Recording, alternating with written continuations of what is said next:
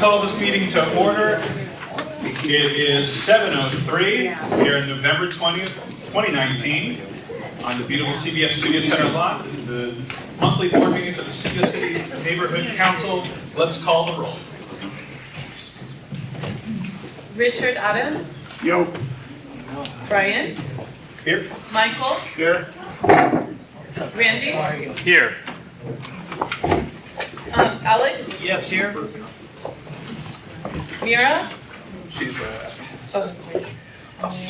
Raduca. Lisa. Yes. Richard. Yes. Okay. Jesse. running late. Rick. Here. Lana. Here. Adam. Okay. Tony here. Yosef. Great. All right. And so, without objection, the October minutes are filed. Any objections to that? You want to have a chance to go over it? Great. Mr. President, we're behind on posting minutes to the SCNC webpage. Noted, and I'll make sure that. All right, quick update. I just had a few things just to kind of rattle off here. Just housekeeping note. I have appointed Richard Adams, the chair of the Outreach Committee. I just want to make that official now by making an announcement to the public. Same with Raduca Kaplan is now the chair of Sustainability Committee. So I just want to officially make that known. I want to do a transparency thing really quick.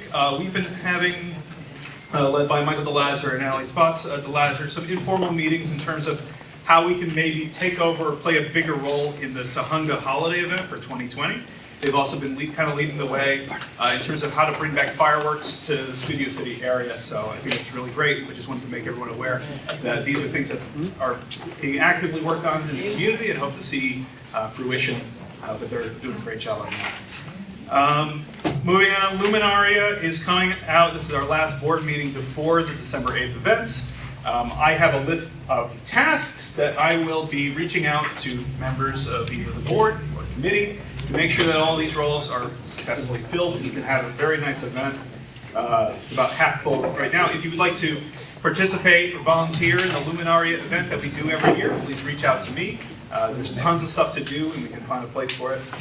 And then of course go to Luminaria, December 8th at the Campo de Cahuenga from 3 to 7. It's a Sunday. It's going to be a good thing. Moving on, Census 2020. We are on the eve of it. And so the SCNC is currently looking for goodwill ambassadors to represent Studio City with Los Angeles to make sure that our community is properly counted so we can get funds and resources properly allocated. So the census is very important. This only comes once every 10 years. It is probably the nerdiest civic thing I love. If you'd like to be a goodwill ambassador for it, please, again, reach out to me and I can give you the appropriate information to be a goodwill ambassador. And then finally, I just want to point out there's a couple of events that have happened. I want to thank the Audubon Society for continuing to clean up the river walk between Whitsett and Coldwater Canyon on the north side. I've been there the last 2 times they've done it. I was introduced to it again by Michael DeLazar and Allie Spots DeLazar. It's a really great event. It's very rewarding to get out in the first minutes of the day and pick some weeds and mulch, but I've had a really great time and they're doing a really great service for our community. Same, I want to thank and congratulate Lisa Karadjian and CD2 for their Ventura Boulevard cleanup. I thought that was very successful and a lot of us were involved in that, so thank you very much for that. And then just a general call out, if there are things like this, community events that are going on, please let us know about it. We're happy to promote these kinds of events where we want to get more people out and it's all within the theme of community building and getting to know our neighbors a little bit better. So any sort of event like that really helps Studio City be a little bit more whole. So with that, I want to move on to the public comment section. And we are going to start with Jeff Fowler. I'm going to actually pass. You can go out to the next one. Oh, okay. And again, if anyone has a public comment, please fill out a comment card, or they'll be passed down. Let's bring up Scott Schmielson. Thank you. Absolutely. Thank you. So pardon my back, everybody. Sorry. Scott Schmielson, board member, Board District 3. Happy to be here. As you may know, I've been a teacher and a counselor and a principal and all that good stuff for about 35 years. My two schools that belong to your neighborhood council district is Carpenter and also Dixie Canyon. And I want to let you know how grateful they are. For example, I know that you have given some money to Carpenter Avenue and for the robotics program. So since your donation, they have expanded from one team of 16 students to 5 additional teams of 64 students. So your money is going to good use, just so you know. We have a STEAM and restorative justice program for the 2nd and 3rd graders. They have a building club, a toy club, where every student gets a piece of a toy for good behavior at a certain time each month. And then at the end, they have a toy that they have completed. For the 4th and 5th graders, they have a skate straight program. And this is even more fascinating. They get a piece of a skateboard every month for every month that they earned it, and by the end of the year, they have a full skateboard that they put together. So it's really fantastic. I'm really very happy with that. Let me tell you about a couple of resolutions that I have sponsored. My latest one is Resolution 18018-1920, and it's about no more fossil fuels. So we are working to make, you're welcome. We're making renewable energy resulting in healthier students and more sustainable. So I'm working with several groups on this. I'd also like to let you know, oh, and I forgot to introduce my sidekick, Robert Jackson. Could you stand, Robert, so they can see you? Robert is my deputy, and he will come to the meetings when I can't. Many neighborhood councils are on the same day, so I try to get to as many as I can. One more thing for you. A couple other resolutions that I passed recently is the safe gun storage. I don't know if you know about that. Every parent of LAUSD in their home must have a firearm locked, not just hidden, because our kids know where everything is in the house. They know everything and every place that you hide things. So guns must be locked up. We have had a couple of cases where a gun was brought to school, and when they investigated at home, the gun was not locked. So guess who got arrested? Not the kid, the parent. And I think the parent learned the lesson, the father learned the lesson, but guns should be locked up in your house. They should not be hidden. And that's my talk. Thank you very much. Thank you for coming. Okay, good luck. All right, we're going to move on to Alice Moss the left.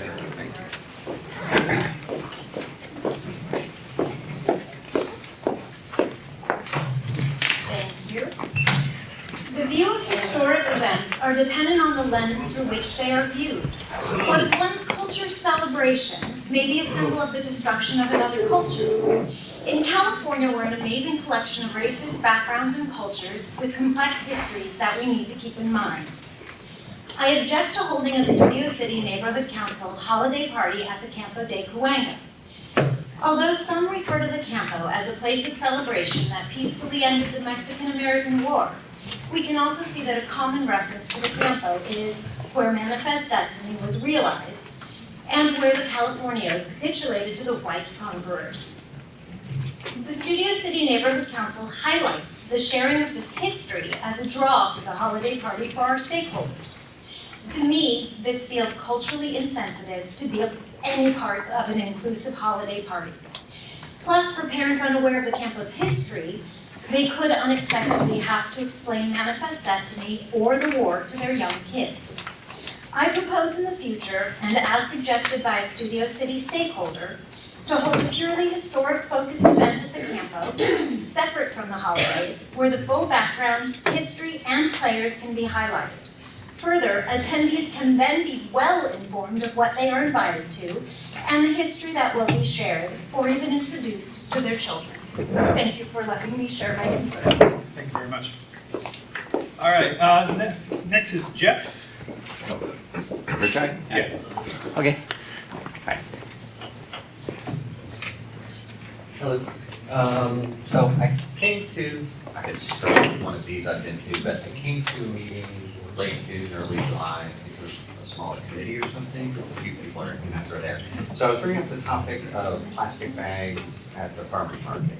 I don't know if you guys have jurisdiction over it. Could you please speak into the microphone? Oh, sure. So I'm bringing up the topic of plastic bags at the farmer's market.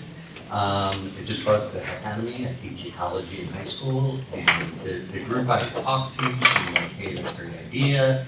And I got an email for someone who I guess is on the farmer's market board, or maybe in charge of it.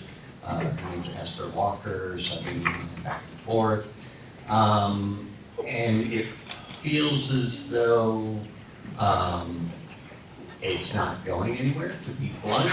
I mean, I don't know what else is going on, but you know, I asked if I could attend one of those meetings. She said they're not for the public. And you know, when I was getting ready for this, you know, just so I could kind of discuss what the discussions have been. I mean, they've been very friendly, but it's, you know, hey, we're going to do this in September. Then we check in September. You know, nothing's happening. And then when I say, hey, I've talked to some of the vendors, you know, this should be happening, and they don't seem to know anything about it. Say, well, it's supposed to happen by January. So I emailed her a couple days ago, I haven't heard anything back. So it just feels as though it's not happening, to be blunt. And it just so happens, I kind of searched on her name, and I must have stumbled across her name somehow or another by talking to somebody at the farmer's market a few years ago when the plastic bag ordinance occurred for the grocery stores. And so I have an email actually from, like, I emailed her in November of 2016, where she said, yeah, we're working on it, it should happen early in 2017. So I guess I just wanted to bring it up to see, what do we do? How do we do this? It seems to make sense. How do we move forward? Okay, Can you follow up with me on email? thanks, yeah. And just for the record, Esther is in charge of the chamber, Esther Walker, and the chamber. We can't really respond to public Okay. comments, but, Just wanted to clarify that in case anybody wanted to know who Esther was. yep. Lisa Sarkin.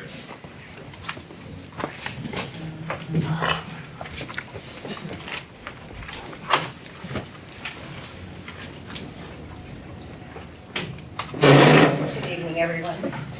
I want you to know that your bylaws have not been approved. I've reviewed the video related to the bylaws discussion and the vote, and the board has given incorrect information. First, I have in my hand, I forgot to bring it, I have a lined bylaws correction document that I got through a PRA that was issued by the board. So all of you should have had those before you did any voting. And there was 100 pages that were filed, even though the chair told you that the document was not required, but that was included in it. It's required for the board to do it, and every stakeholder should have been able to review it before the vote.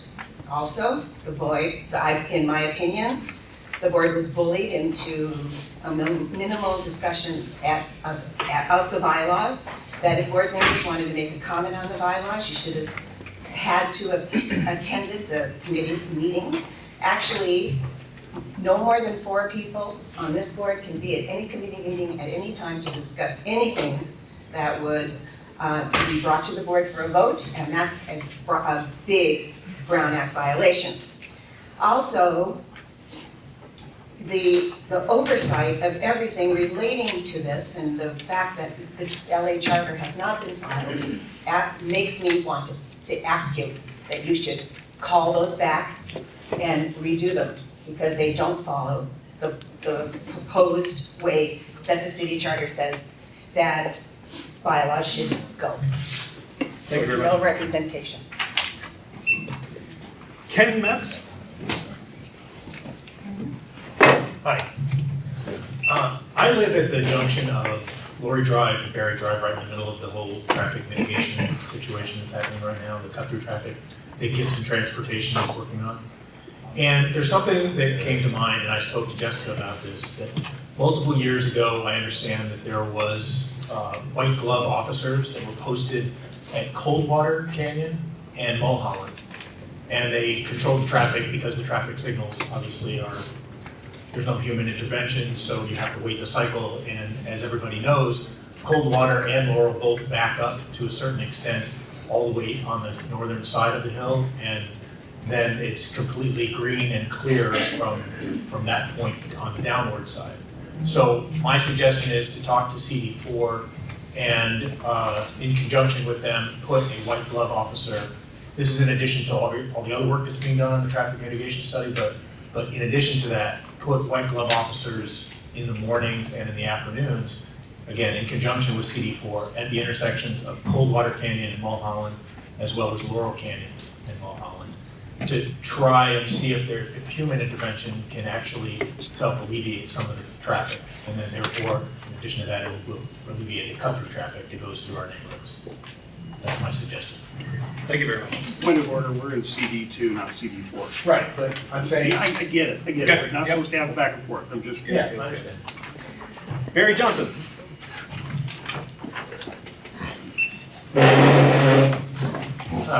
Just for those of you who may not know, the Campo de Cahuenga for decades on the second Sunday of January has had a historical program about what it's all about at the Campo.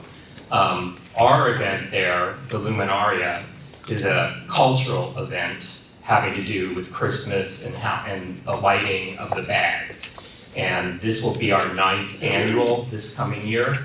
And I suggest if you do attend with your child to either our event or the Campo's event, and they have a question about anything historically at the Campo, the parent ought to try and get the information to answer their child and tell them what it's about. But to my recollection, in the 8 years we have done this event, we have not been preaching anything as far as manifest destiny. It's been a holiday event with holiday entertainment. And I believe Richard Niederberg has parking passes here tonight. You're sitting in the desk right there. For anybody in our audience who might like to get one for the event, you'll need a parking pass to park in the Metro parking lot that particular Sunday. So if you want the pass, if you think you may attend, they're here tonight, and you just put it on your dashboard when you park at the Metro parking lot, and they would like you to park in the area of the Campo, which is most of the parking sort of to the north of the Campo. So we do have those parking passes. Thank you. It'll be on the back table. Rudy Melendez.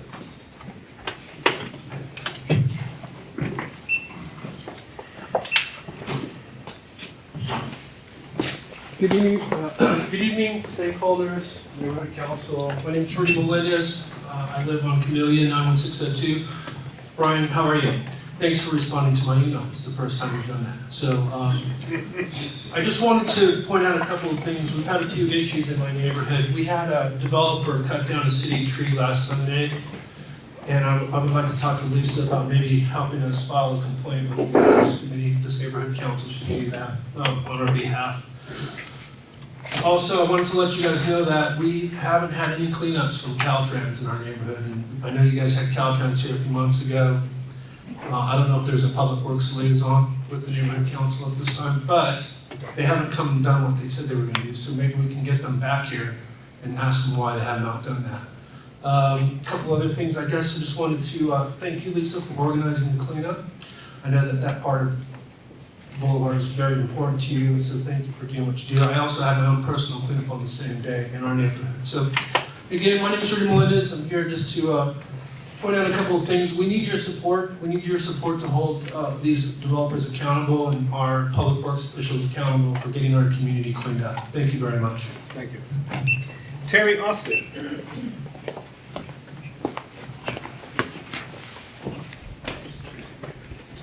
Hi, good evening. My name is Terry Austin, and I had attended the LA Planning Department meeting regarding the community plan for the Valley back in September. And I found it very interesting, and I was inspired to get more involved. And it was suggested to me by a member of the planning department that I look into the land use committee. So I did attend the land use meeting, and I introduced myself to Lisa, and then afterwards I introduced myself to Mr. Carroll, and I sent emails to both of you expressing a desire to work on the land use committee. And I sent you an email and just to say that, I've been a homeowner in Studio City on Laurel Grove for over 30 years. I am the president of an organization that runs programs within the city of Los Angeles, and we also work very closely with a number of the council offices. And I work regularly with departments like Parks and Recs, Animal Services, LAPD, and LAUSD. And because of this, I attend city council meetings on a regular basis, and I have very good relationships with several council offices. And because of the nature of my full-time, daytime job, I'm available to attend meetings daytime and nighttime. I know how they run. And I've also had the experience of owning and renovating 3 homes. I've worked on several task forces, such as the Proposition F, which we built all six city animal shelters, and the Beverly Hills Community Dog Park, which involved the installation of mature trees.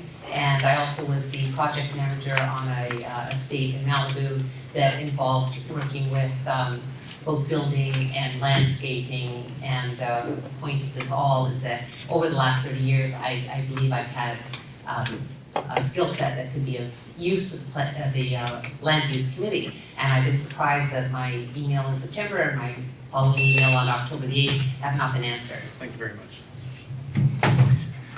Eric Krevin.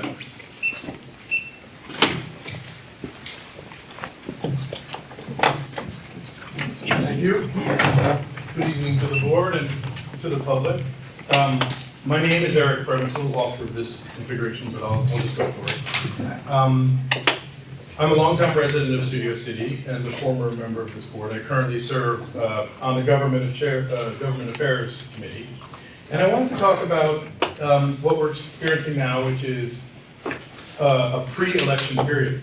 So there are many people like Mr. Schmolson and Mr. Melendez and some others who I saw, Stacy Slichta and myself, and I think Adam Summers, who are gathering signatures from our neighbors and people who vote in CD2, and Mr. Krekorian is doing it as well.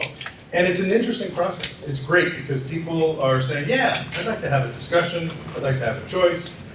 Sure, let's see who can get on the ballot, and then we'll have a debate or a dialogue. And I'm hoping, and part of my comment is that, you know, as we go forward, whoever gets on, who doesn't get on, we should have a few debates. I think neighborhood councils are uniquely positioned to kind of host debates because, you know, we're right in the heart of the council district. We know where the rubber hits the road, and I just think it's a nice thing. So I think we should all, whenever somebody comes up to you with a petition for signature, you should agree to sign because it's a great civic duty to kind of urge people forward. I know that the president's a big believer in general of choice, we all are, and I just think that that's really an important kind of message. I also think that Ms. Austin sounds like an ideal candidate for a land use committee. I don't know if the land use chair would consider that, but I know you can't respond, but you know, I think it's good to have voices, even when we disagree. I know that, you know, my tenure at the neighborhood council, I tried these forums, which were great. Sometimes we got into it and had some real robust debate. Other times, you know, it was more muted, but nonetheless, I think it's great to hear from our constituents and to represent to them. So it'd be nice to hear from all sides of the debates. And with that in mind, to say, have a nice day. Patty Kirby. I'm just going to, real quick, I have my Community Police Advisory Board hat on tonight. I just wanted to announce that we're having the holiday toy drive, and we have 11 businesses in Studio City plus the Farmers Market the next 2 Sundays. If you would kindly gather your toys, new toys, unwrapped, but take them to the sites, and then it's really a lot of fun. The policemen in cars, the whole department really gets together and does a lot of good. That's all. Great. And if you have any questions for the captain, write them down and hand them to me, and I'll try to get back to you with the answers. Hey, Mark, do you want to speak, or is this just for the record? Yeah, no. Okay, come on up. Okay. Sorry, I just wanted to interpret. Hello, everyone. My name is Mark Anthony, Mark with a C. I'm born and raised in Studio City, and I care about Studio City. I love Studio City. It's like no other city. I live at LA Family Housing. I was homeless, and I was homeless for a few years. I lived in a tent on the side of the freeway, and now I'm in LA Family Housing. And I just want to say, if anybody's got any questions about that place, because I know there's a lot of things on the news about them, and I can answer any questions you might have if you care. They've been very good to me. I'm very grateful to be there. They're helping me get housing. employment and whatnot, and I'm really geared to making the best of my life and the best of my future. And I'm on the Studio City Homeless Committee meeting, and I care. You know, I'm trying to help the next person that wants to get off the street and better their life.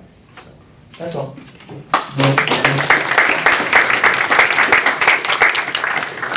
And with that, that's all the public comments that we do have. With that, I'm gonna turn it over to Councilmember Paul Krekorian, who's our special guest today.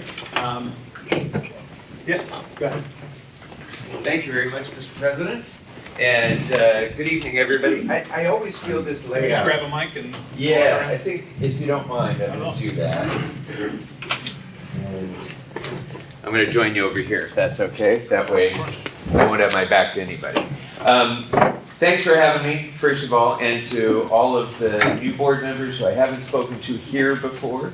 Congratulations, and thank you for your willingness to serve your community. Every time I visit this neighborhood council or any other, the first thing I want to do is thank all of you. For those of you who come to neighborhood council meetings regularly, you well know, and if you don't, you should know, that the folks who are here get elected as volunteers to represent the interests of the stakeholders in this community. And they have to deal with often some of the hardest issues that we face in our community, as we do in the council. But the neighborhood councils are really where some of the hardest conflicts are fought out, and the folks here do their best to try to find what the consensus of the community is and to advocate for this community. And Studio City, I think, is what it is, largely because the people that we have here advocate for Studio City within the city structure and otherwise so effectively. And so thank you to all of you, and thanks for having me. I want to spend most of my time with questions, but I want to touch on a couple of main issues that I know are on everybody's mind. And I'm glad that Mark was our last public speaker before me. So Mark, thank you for coming and telling your story briefly. I think the first thing I want to talk about is homelessness, because that is certainly the biggest issue our city is facing now, probably the biggest issue our city has faced in my lifetime. And it's a crisis of proportions that we've never seen. It is a humanitarian crisis, it's a public health crisis, it's a sanitation crisis, it's a quality of life crisis. In every way, it has created an unsustainable burden on this city, not just this city, by the way, you know, most cities in America, but we have a challenge here that we've never faced before. And so I want to talk, and the irony is that so many things are going so well in Los Angeles right now, but that. You look at our economic success that we've had in the last few years.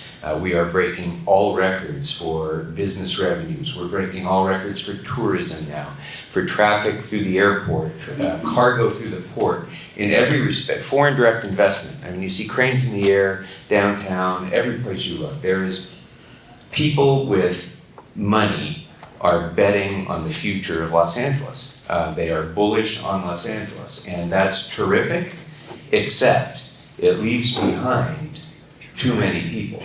It causes, in some respects, it aggravates the problem that we have of poverty, because with that success comes higher property prices, higher rents, and more difficulty for people who are hanging on to the bottom rung of the economic ladder. So that brings us to the challenge that we have with homelessness, and most of it is economic. Not all of it, and you know, I always describe homelessness as not being an issue, it's multiple issues that overlap. And we have to address each of them individually. One is the disparity of income and the unaffordability of housing.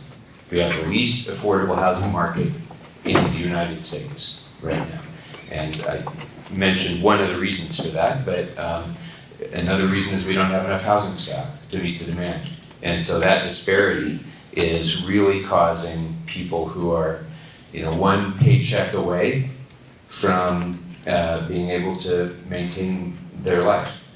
if people are struggling to make rent every week and then their hours get cut at work, or there's an illness in the family, or they are victims of domestic violence and have to flee and go someplace else.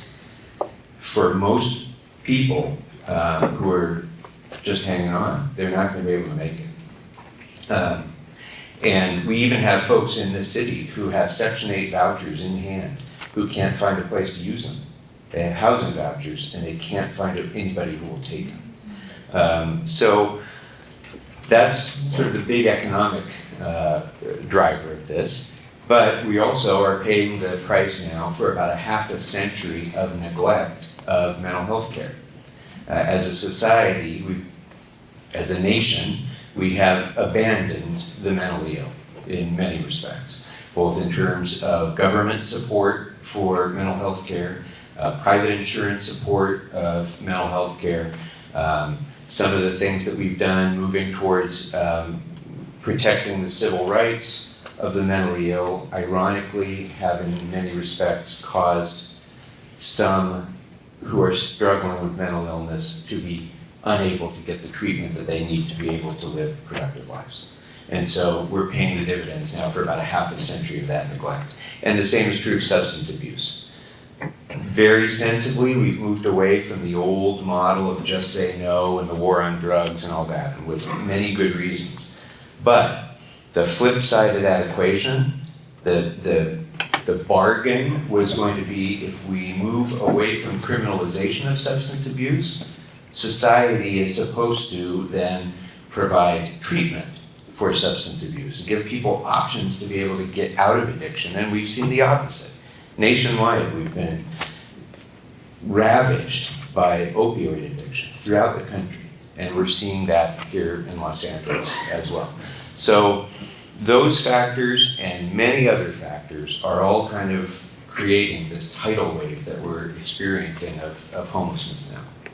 So, and then, as I'm sure you all know, there are a number of court decisions that constrain some of the more common sense things that we probably would all agree should be done in remedying the symptoms, at least.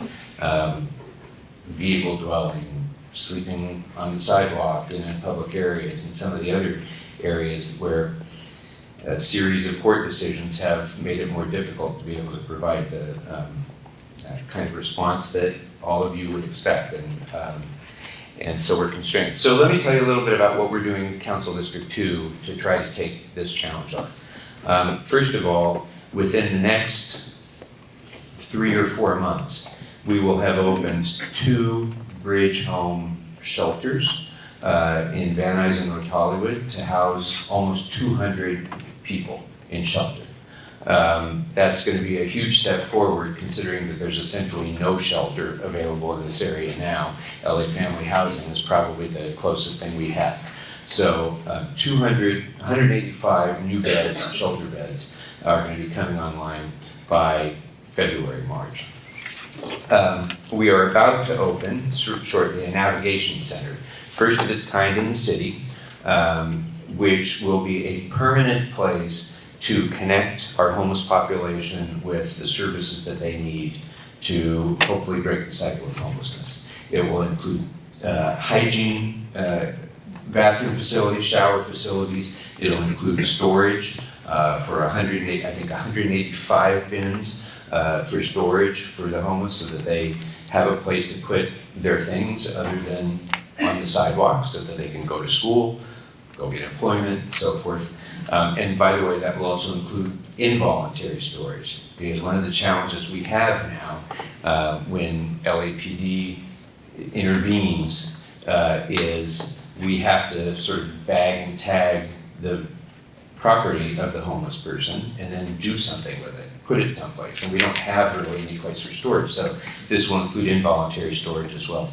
We continue to do our Homeless Connect days that I started when I first joined the council, in which we bring the homeless population into a room kind of like this, and we have tables set up all around where we have all of the service providers and others that can possibly help this person in one room. And then we triage them essentially when they come in.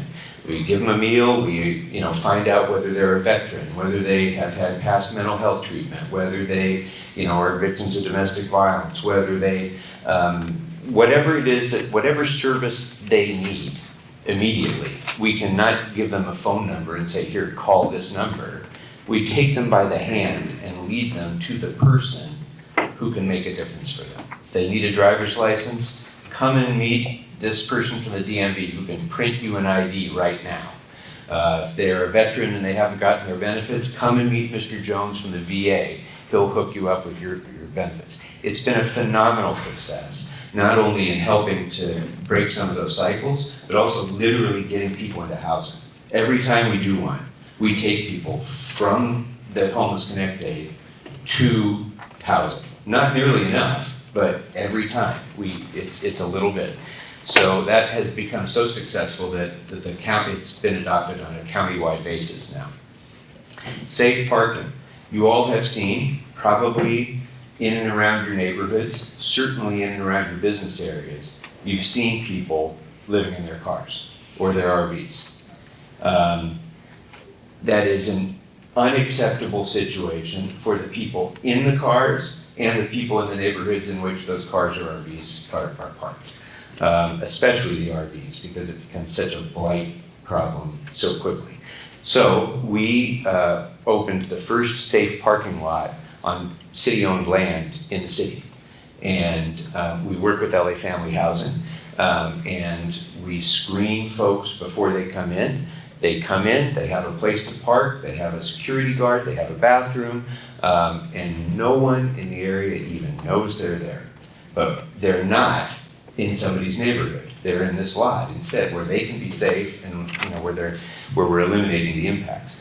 Shortly, we're going to be breaking ground on a safe parking lot for RVs, which is a much bigger challenge, but we'll have room for about 40 RVs up in the Sun Valley area, adjacent to some of the railroad rights of way. We're going to be able to put up room for them so that they'll be able to park safely.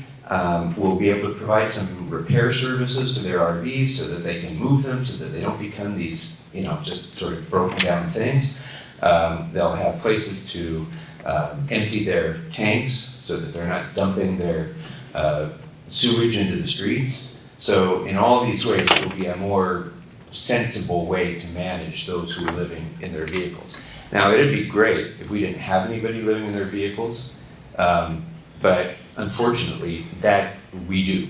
And very often, especially in cars, as opposed to the RVs, it's likely going to be a woman, often with kids. And so we have to provide these safe alternatives for them. I think it's our responsibility to. Ultimately, the solution for many of our homeless is, of course, more affordable housing. But for those who are still struggling with some issues that make them more chronically homeless, whether it's substance abuse, mental health issues, or other issues that contribute to chronic homelessness, permanent supportive housing is the answer to that. And we need to build a lot more. Right now, in the time that I've been on the council, we've produced, 125 or so units of permanent supportive housing. We need a lot more. The problem is it's insanely expensive to build. It's just, some of these buildings are going up at $500,000 a door, which is crazy and inhibits the likelihood that we're going to build our way out of it unless we find more efficient solutions to creating it. And so one of the things that we've done is we've put out a kind of a competition. Come to us, design world, come to us with your plans for how you can do this much more cheaply. And we have, and there's been some designs that we're going to test out that are coming in at about half that price. So that will allow us to build a lot more units. But we have about 250 or so units right now in the pipeline. So we'll be up over 450 or so units. I will have way surpassed my goal for Council District 2 and our proportion of the citywide goal. And then in terms of sanitation, there's a few things I want to talk about here because, for most of us, that's what we see of homelessness. Most of us here in Studio City don't ever get to meet Mark. And so I'll be blunt about this, a lot of the folks in Studio City who call my office and complain about the impacts of homelessness have never met Mark, have never talked to a homeless person. Their experience with homelessness is, I'm tired of seeing this refuse being built up underneath the overpass of Laurel Canyon, say. That's what we hear a lot about. And truth be told, the response that we've gotten from the department, from the Bureau of Sanitation, until recently has been really inadequate. They've had inadequate resources, they're spread too thin, and they go to the places where it's more intense. They go to Skid Row, they go to Venice, they go to Hollywood, and they neglect to put folks out here. Even when we get teams assigned, they're coming from someplace else. So the time they spend on the road coming back and forth is time that they're not in the valley taking care of our needs. So I met with the general manager of the Bureau of Sanitation. I said, that's not okay. We gotta have designated resources in the valley. And not only have we now established that, but we have a whole different cleanup scenario. Because the cleanups were largely ineffective before. You'd clean up an area, a week later, it would look exactly the way it did before. No homeless person was helped, and the neighborhood wasn't really helped because you see the same, degree of mess as you saw before. So we now have a program called CARE. I always forget my acronyms, I'm sorry. I don't remember what it stands for, but anyway, so we have a designated cleanup team now specific to our district. They don't go anywhere else other than in our district. And it's sanitation would call it a softer touch than the old method of going out with the Hope team, going out with the police, rousting everybody out, cleaning it, and then they come back. Instead, they're trying to build relationships with the people that they're encountering. They get rid of all the bulky items, get rid of the trash, set up trash cans there so that the homeless people who are there have a place to put their trash. Those are emptied every single day. And they even bring a porta potty with them so that, while they're there, they have an opportunity for some positive interaction and benefit for these folks. And the result so far seems to be really promising. Like the mess that was in the underpass at Laurel Canyon is almost completely gone now. There's still a person who's sleeping there, I know, but you don't see the end-to-end lineup of bulky items that have accrued. You see, order has been brought back. Still not an acceptable situation, but it's a significantly better situation just on the sanitation side. To sort of double down on that, we've established a program where we worked with a guy who has a nonprofit called Clean Streets, Clean Starts. And this is a gentleman who has had a rough life himself. He has experienced homelessness himself. And so he has a program where he recruits people who were homeless to do community cleanups. And he pays them, in exchange for the cleanup, they get a gift card. And when they go and do these cleanups, they're encountering people, they talk to them, they recruit them into their team. And so the person who's sleeping on a sidewalk one day may be cleaning that sidewalk the next day. And it's, again, not a permanent solution, but it's a way to improve conditions in our neighborhoods and also give people another opportunity to step up out of homelessness and maybe find a way to a more productive life. It's been a great success, I think, for us so far.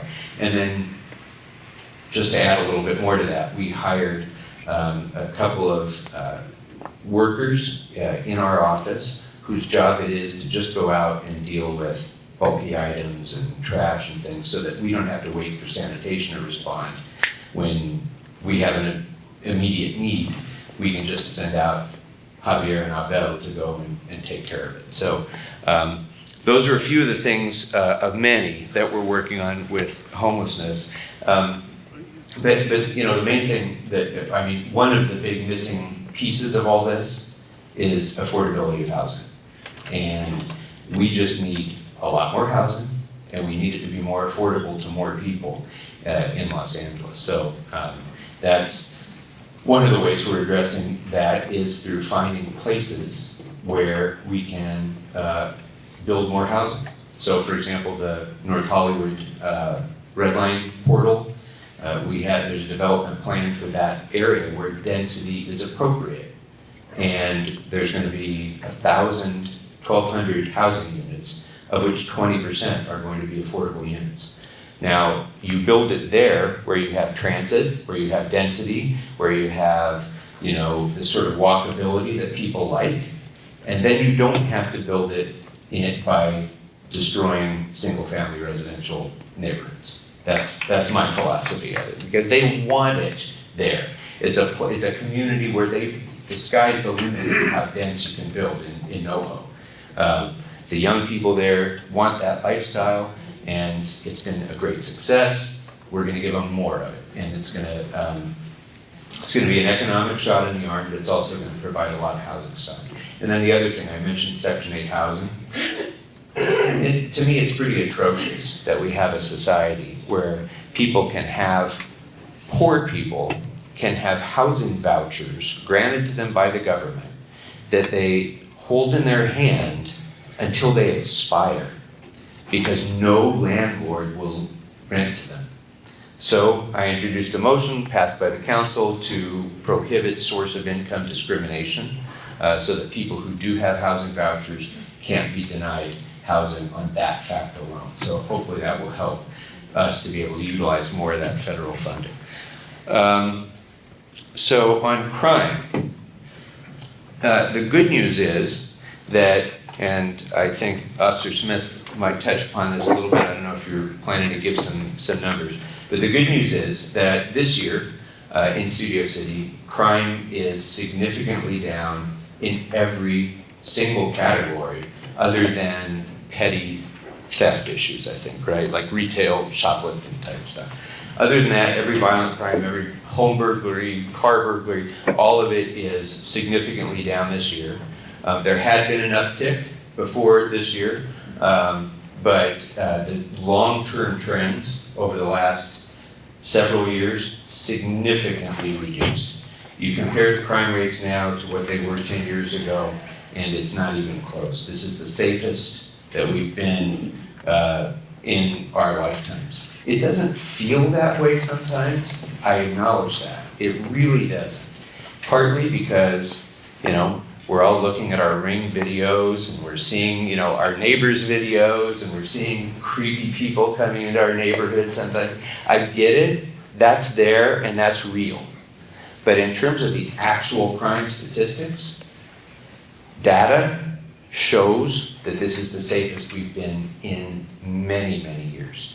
And of course, the homelessness situation makes us feel uneasy as well. When we see people who are struggling with mental illness, sometimes when they're doing it in ways that make people feel threatened, that makes us ill at ease as well. It makes us feel that we're more likely to be victimized by crime. The statistics don't bear that out at all. So one of the things that we've talked about in Studio City in Studio City and honestly throughout Los Angeles, is as we're trying to address the crime challenge that we have, knowing that this is a city that is probably the most thinly policed big city in America by population. We finally reached 10,000 officers. It was a big achievement to finally get to 10,000. It's still not nearly enough really for a city of this size, and we would all feel more comfortable, I think, if we had more controlled presence. Well, it's not likely that the size of the police department is going to increase dramatically, considering that it already takes up $1.7 billion of our city's budget. But there are things that we can do and that we have done. So I've met with Chief Moore, and he is committed to this, and he's already implemented a reorganization that's brought about 200 officers and detectives and others back into patrol positions. So from special assignments and other things back into patrol positions. In addition to that, this budget, and by the way, I should have said at the outset, I've been chair of the budget committee for the last 8 years. In this year's budget, for the first time in many years, we fully funded the police department's request for overtime funding. We added $47 million more in overtime funding, which is the equivalent of 650 officers. So between those two measures alone, the effective size of the police department increased by almost 10%. So it's a step in the right direction. There's still a lot more that we could do. So let me move quickly on to a few other things and then get into questions. First, I do want to just make mention of the airplane noise issue. Have any of you noticed an increase in airplane noise? Okay, so the FAA has adopted a program called the Next Gen Air Traffic Management Plan.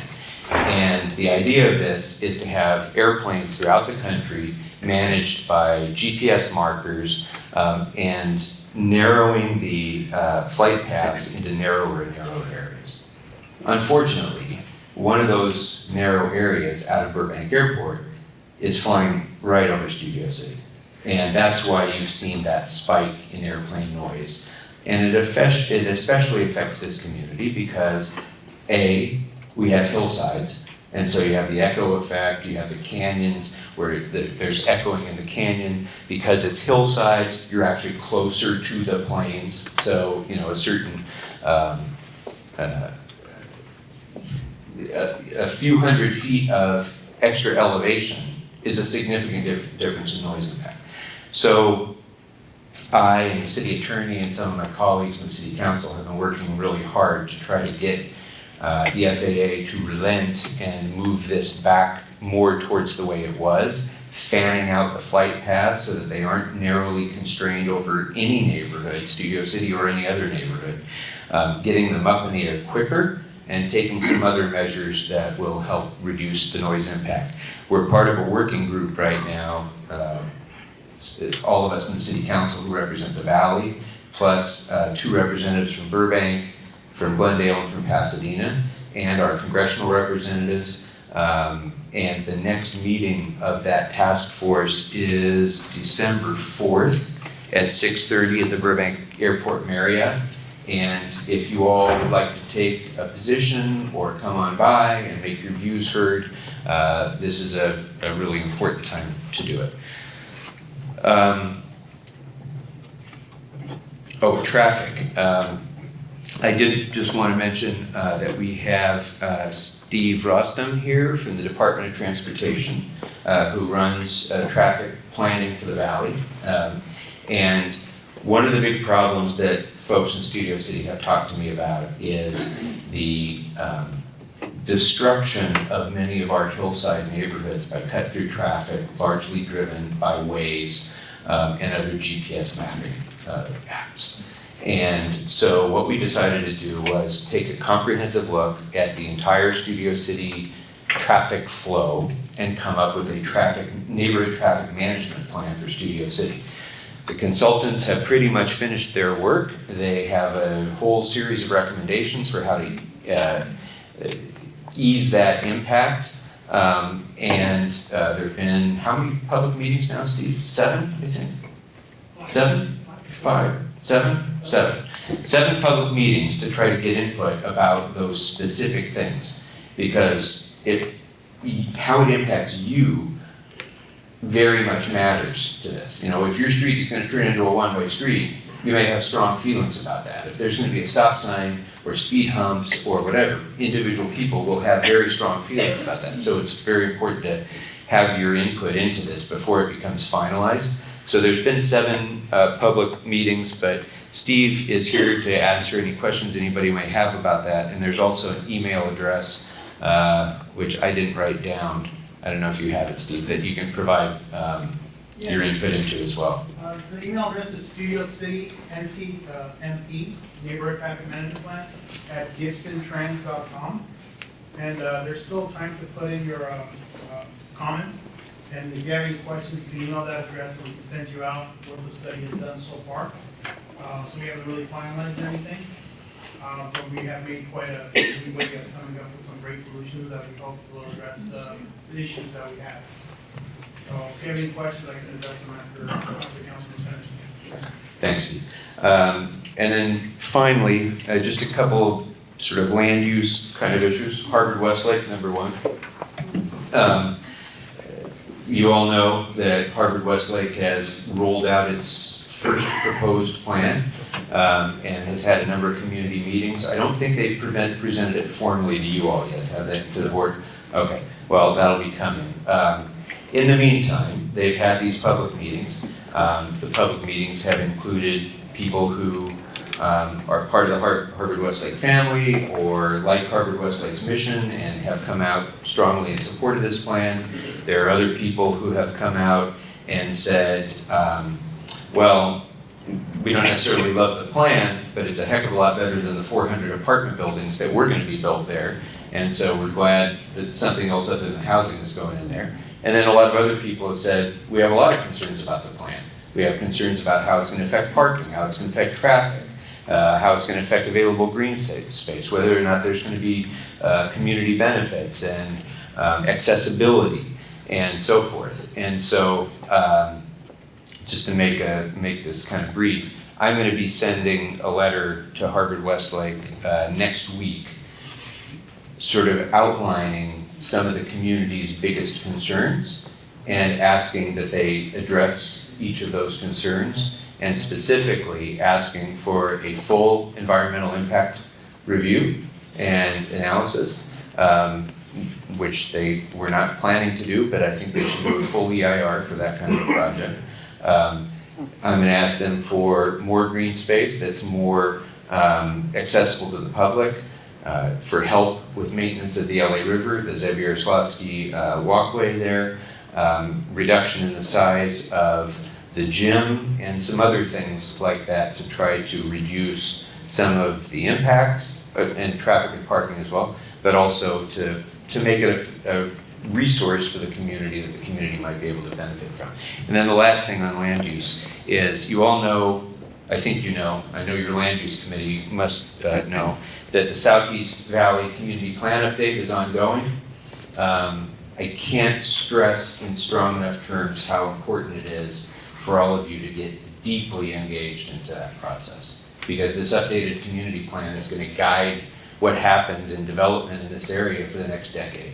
And this is the chance to really make your vision as clear as you can to the planning department to ensure that, you know, terrible mistakes are not made, so that projects all of a sudden become by right in certain areas because there's been an update to the community plan that 2 years from now we're going to scratch our heads and say, how did anybody let that happen? So it's vitally important that everybody in the public and the neighborhood council dig in deep in this. I'll just give you one example. In the proposal that they rolled out, that planning rolled out to the public, they had, for the island community, they recommended that essentially the entire single family community of the island community be converted into triplexes. So, you know, if you're a planning wonk, I guess you could make the argument for, oh, well, we need more housing, and that's the way to do it. But if you care about the, you know, sanctity of neighborhoods, it was a horrendous idea. So I've already, you know, told them under no circumstances is anything like that ever going to see the light of day. But it's, you know, those are the sorts of things that if we're not attentive to, and we don't speak up about, those are the sorts of things that can slip through, and then we'll be, having to clean up the mess later. So anyway, I think I've covered more than enough, and I'm happy to take questions as you see fit. Yeah, so we have 6 comment cards here. Again, if you'd like to ask a question, I just wanted to make sure that this is done orderly, so please fill out a comment card for this. So first, let's start with Louis Sanford.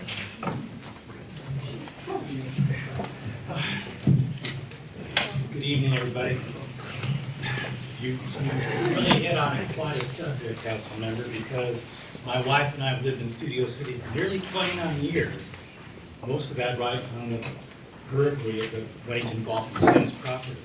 So when we attended one of the earliest presentations last summer by Harvard Westlake, we left that meeting in shock because we saw what they were proposing. It seems more than what they really need, so much duplication. And we were so incensed by it. I actually fired off a letter to President Commons, and I CC'd a copy to both you and to Mayor Garcetti. But I left several messages and I never got a response. So may I just take the opportunity to personally give you the letter? Thank you. Which I appreciate very much. Now, everybody knows when rush hour, morning and night, it's pretty sad because along Moore Park and Ventura Coldwater, it's a mess. And it doesn't seem to be getting any better. And I think part of it is because for all the years we've lived here, we've never seen planning actually do perhaps what they're supposed to do. Plan smartly and have a vision as to how the community is going to look years from now. Well, all we've seen so far in 29 years is the old adage of stuffing 10 pounds of community into a 5-pound sack. No, it's not working. So with that, I'd like to ask you now more than ever, when this EIR is done, can you at least wait until Sportsman's Lodge development is finished so it can more accurately measure the current situation within our quadrant? I think that could hopefully make a tremendous difference and a more accurate read, so planning in all of its wisdom can do something that is more accurate and not just guess. Okay, thank you. I don't know the timeline as they compare to each other, but the EIR will have to take into account the impacts of other projects that are underway like that. So, but you're right, having the projection is not as good as having the actual traffic reads once it's built. So I think there's some sense to that if the timelines work. I just don't know if they do offhand. One addendum quickly, is it an independent and impartial review that would be done for the environmental impact study? Yes, and then it's all subject to public comment and review, of course. The EIR process necessarily includes that, so that every part of it includes review by the public and response to every comment submitted by the public. It has to be included in the environmental review process. Thank you. Mark Rubin. Okay, that's fine, thank you. Okay, thank you very much. Next, Michael Piscatelli. Hey, Paul. Hey, Mike. I gotta ask you a question about homelessness. I've been out here for 27 years, almost 29, looking forward to it. I've had a unique experience out here living almost 10 years in Arch Drive. Ventura and Vineland that I know in my personal experience has been the worst. And we've talked a lot here about people who need help and they want the help. And they go to LA Family Houses. And first and foremost, Mark, awesome for you, man. First, thank you for being here and saying everything because you're the type of person we all wrap our arms around. I have not met a single person here who does not want to wrap their arms around people who do want the help. And that's a majority, so thank God about that. Now, uniquely here in Studio City, based on my personal experience living here, but also volunteering through Seats with LAPD, I've also found a different set of people who don't necessarily want help. Now, you already touched upon it as far as mentally ill, substance abuse, of course. Seeing this other aspect, being told no for help and seeing what puts a person on the street as far as violent offenders, as far as sexual predators, people who just don't want to go through the system because they'll be caught. for other things. And again, this is a small sect of the entire thing. I don't want to group in homelessness in this. So my question to you, and let me throw in one more thing, because I saw you here before on tape, and you mentioned expanding 5150, saying that you needed everyone's help to crickets. And my question is what is the LA City Council, not just you, but what is LA City Council, are they ever going to push back on the ACLU for those who cannot help themselves? How can we, as a compassionate and civilized society, leave people on the streets to die if they don't want to get that help for whatever reason? Again, not the majority of homeless that we want to wrap our arms around. So the effect Props 47 and 57 have had, how you want to perhaps expand 5150. What is the LA City Council looking to do to push the laws, change the laws, poke and prod, kind of like Vegas is doing? Yeah, so there's a lot in that question. First of all, in your neighborhood, you have some especially problematic, long-term encampment problems that are exactly the folks that you're talking about. And let me just say, I outlined many of the sources of homelessness, but not all of them. And there are also people who just don't want to, just want to be off the grid because they're doing capers or they've got a long criminal record and they don't want to deal with Officer Smith and so on. There is that part of it too. It is by far the minority of the number of people who are homeless. By far. It is a segment of a much larger issue. But it is nonetheless a real segment that we have to take seriously. And no matter how compassionate we all want to be on the homelessness issue, when a person commits a crime, they don't get a get out of jail free card because they're homeless. It's the conduct, not the status of being homeless, that we have to deal with. If somebody commits a crime, they got to get hooked up. And so I think sometimes people conflate these issues of homelessness and crime, and they are two very distinct things. People who commit crimes, whether they have a home or not, need to be arrested and go to jail. But people who are homeless shouldn't be arrested for being homeless. You see what I mean? And so we shouldn't conflate those issues. Your point about 5150, for those of you who don't know, there is a constraint on government's ability to hold someone, to detain someone, to hold someone, thank you, who is suffering from a mental illness. And that makes perfect constitutional law sense. But the way that this statute has been interpreted is so narrow that you have to be an immediate threat to the safety of your physical safety of yourself or others before you can be held. And if you are such a threat, you can be held for 72 hours. And now in 72 hours, you're not going to get on your meds. You're not going to probably see anybody who can help to direct you. So the result is that because of these protections of the civil, understandable, well-intentioned efforts to protect the civil rights that people who suffer from mental illness have, and no one loses their constitutional rights because they have an illness, and they shouldn't. But this 72-hour hold under such very narrow circumstances means that somebody who could be living a completely productive life, holding down a job, having a family, going to school, instead of that, if all they have to do is take their medication. But instead of that, we've guaranteed them the civil right to die in a gutter. And shame on us as a society that we allow this.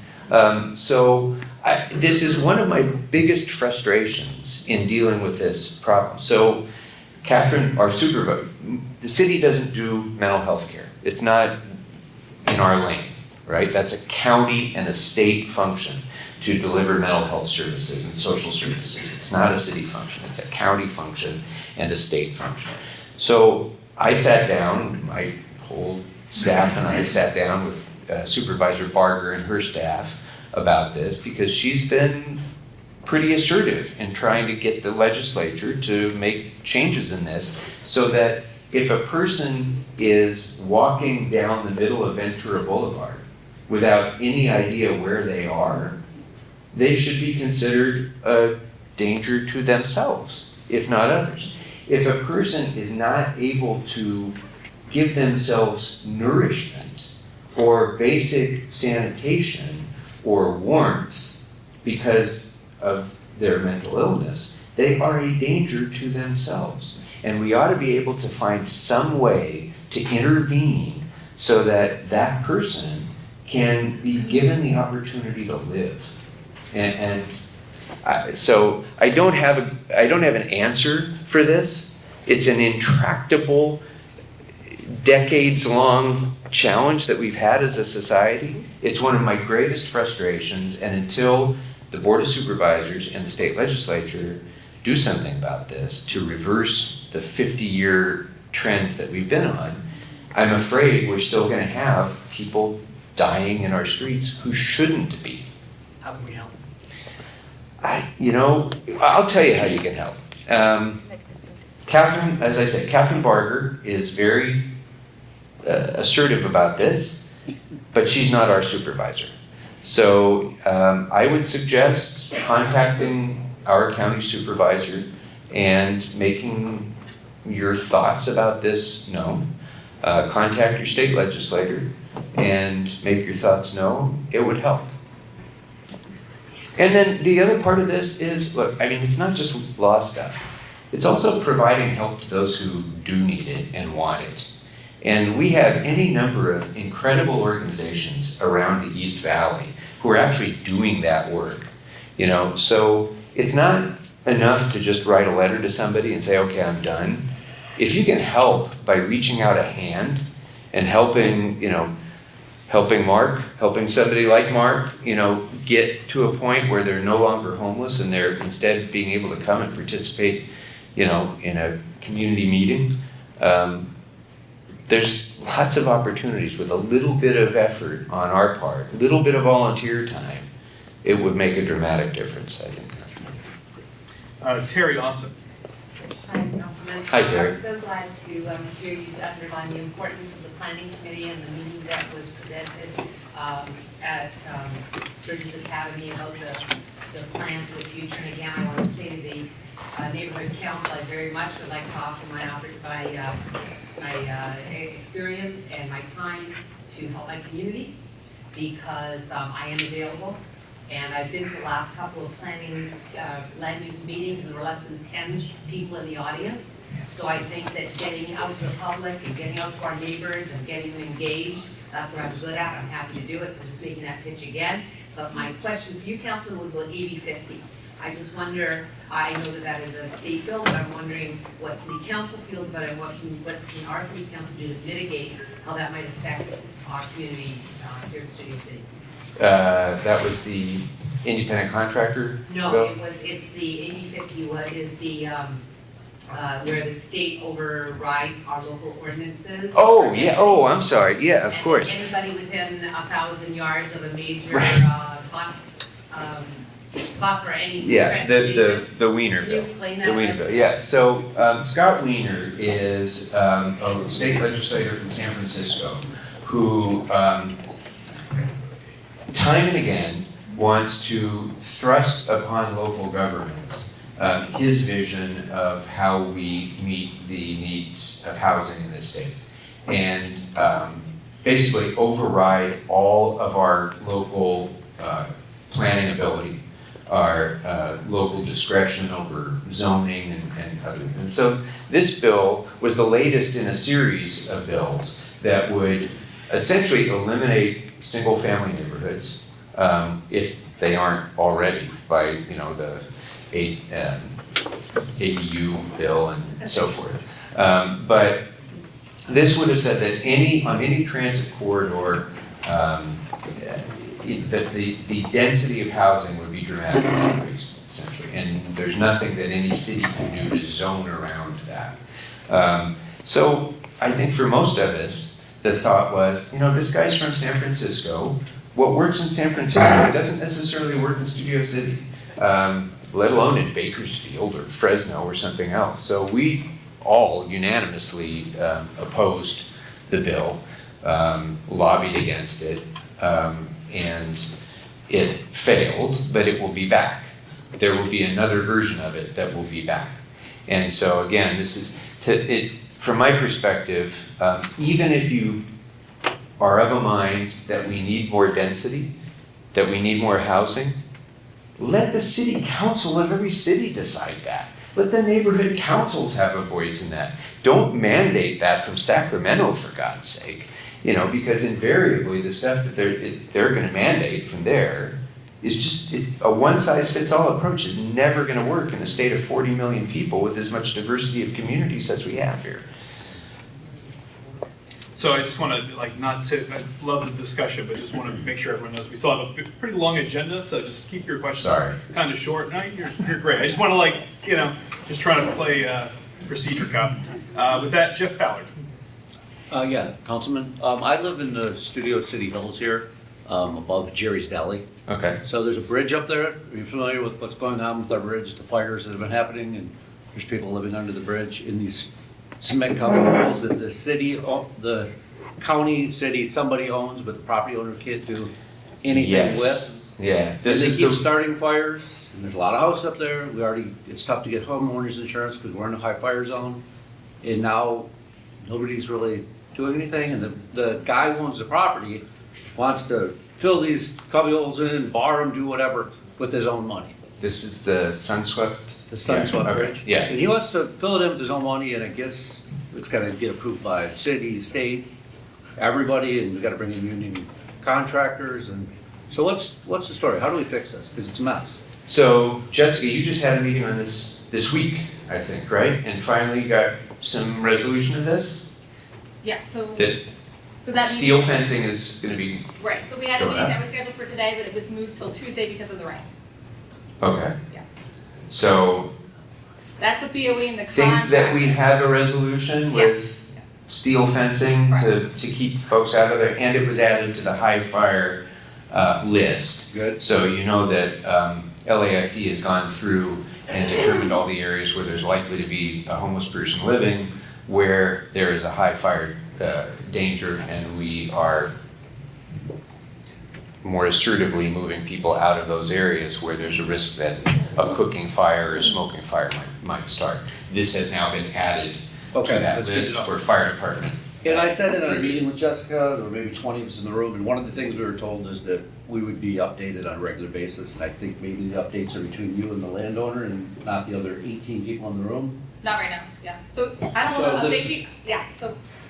So once we have that site visit, and then we have the agreement with the department, I don't want to just say, hey, as I said in the meeting, I don't want to just say, hey, we had a meeting. I told you guys we were having a meeting, so that meeting will take place. It was supposed to take place today, so you would have gotten an update on Friday, but that meeting hasn't moved to Tuesday. So we were told that the meeting wasn't scheduled.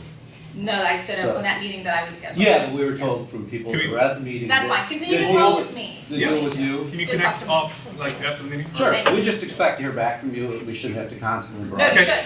No. Noted. And Okay. then, Thank you. Eric Kremer. Thank you. Thank you. Welcome, Mr. Krekorian. It's great to see you, and I very much appreciate your coming.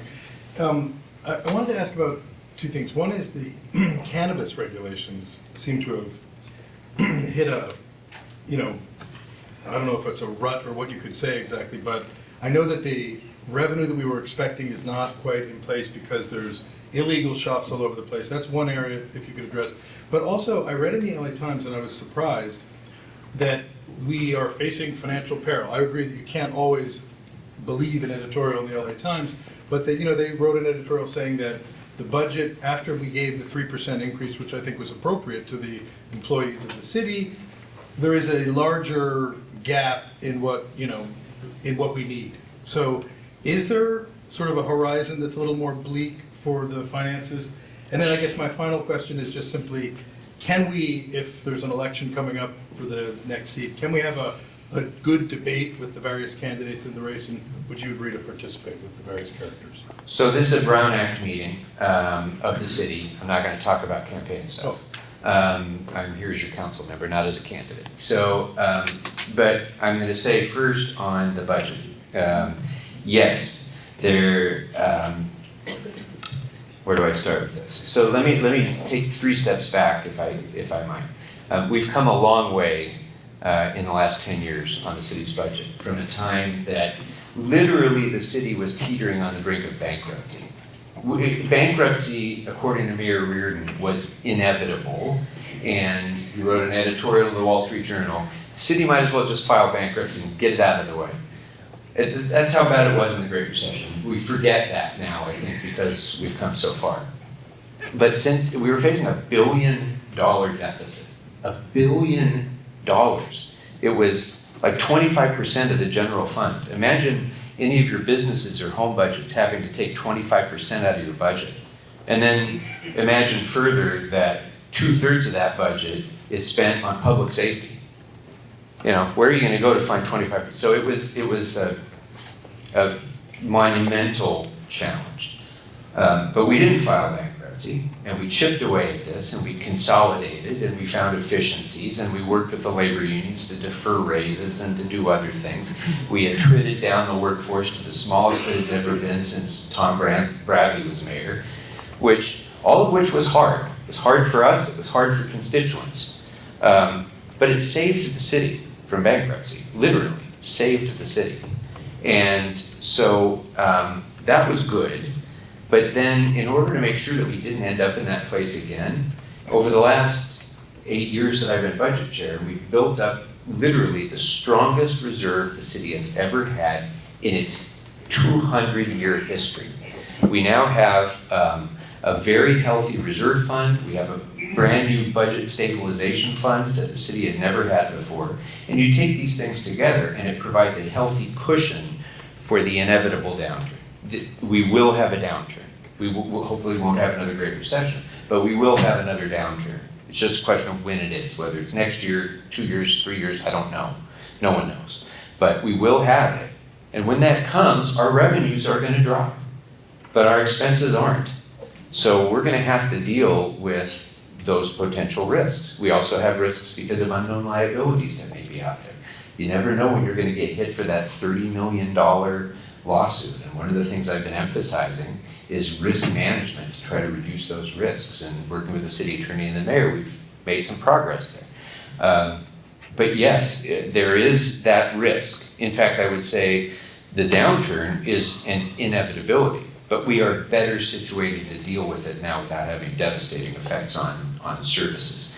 The $150 million that you referred to is the amount of raises for cost of living adjustments for police, firefighters, and the rest of our city employees.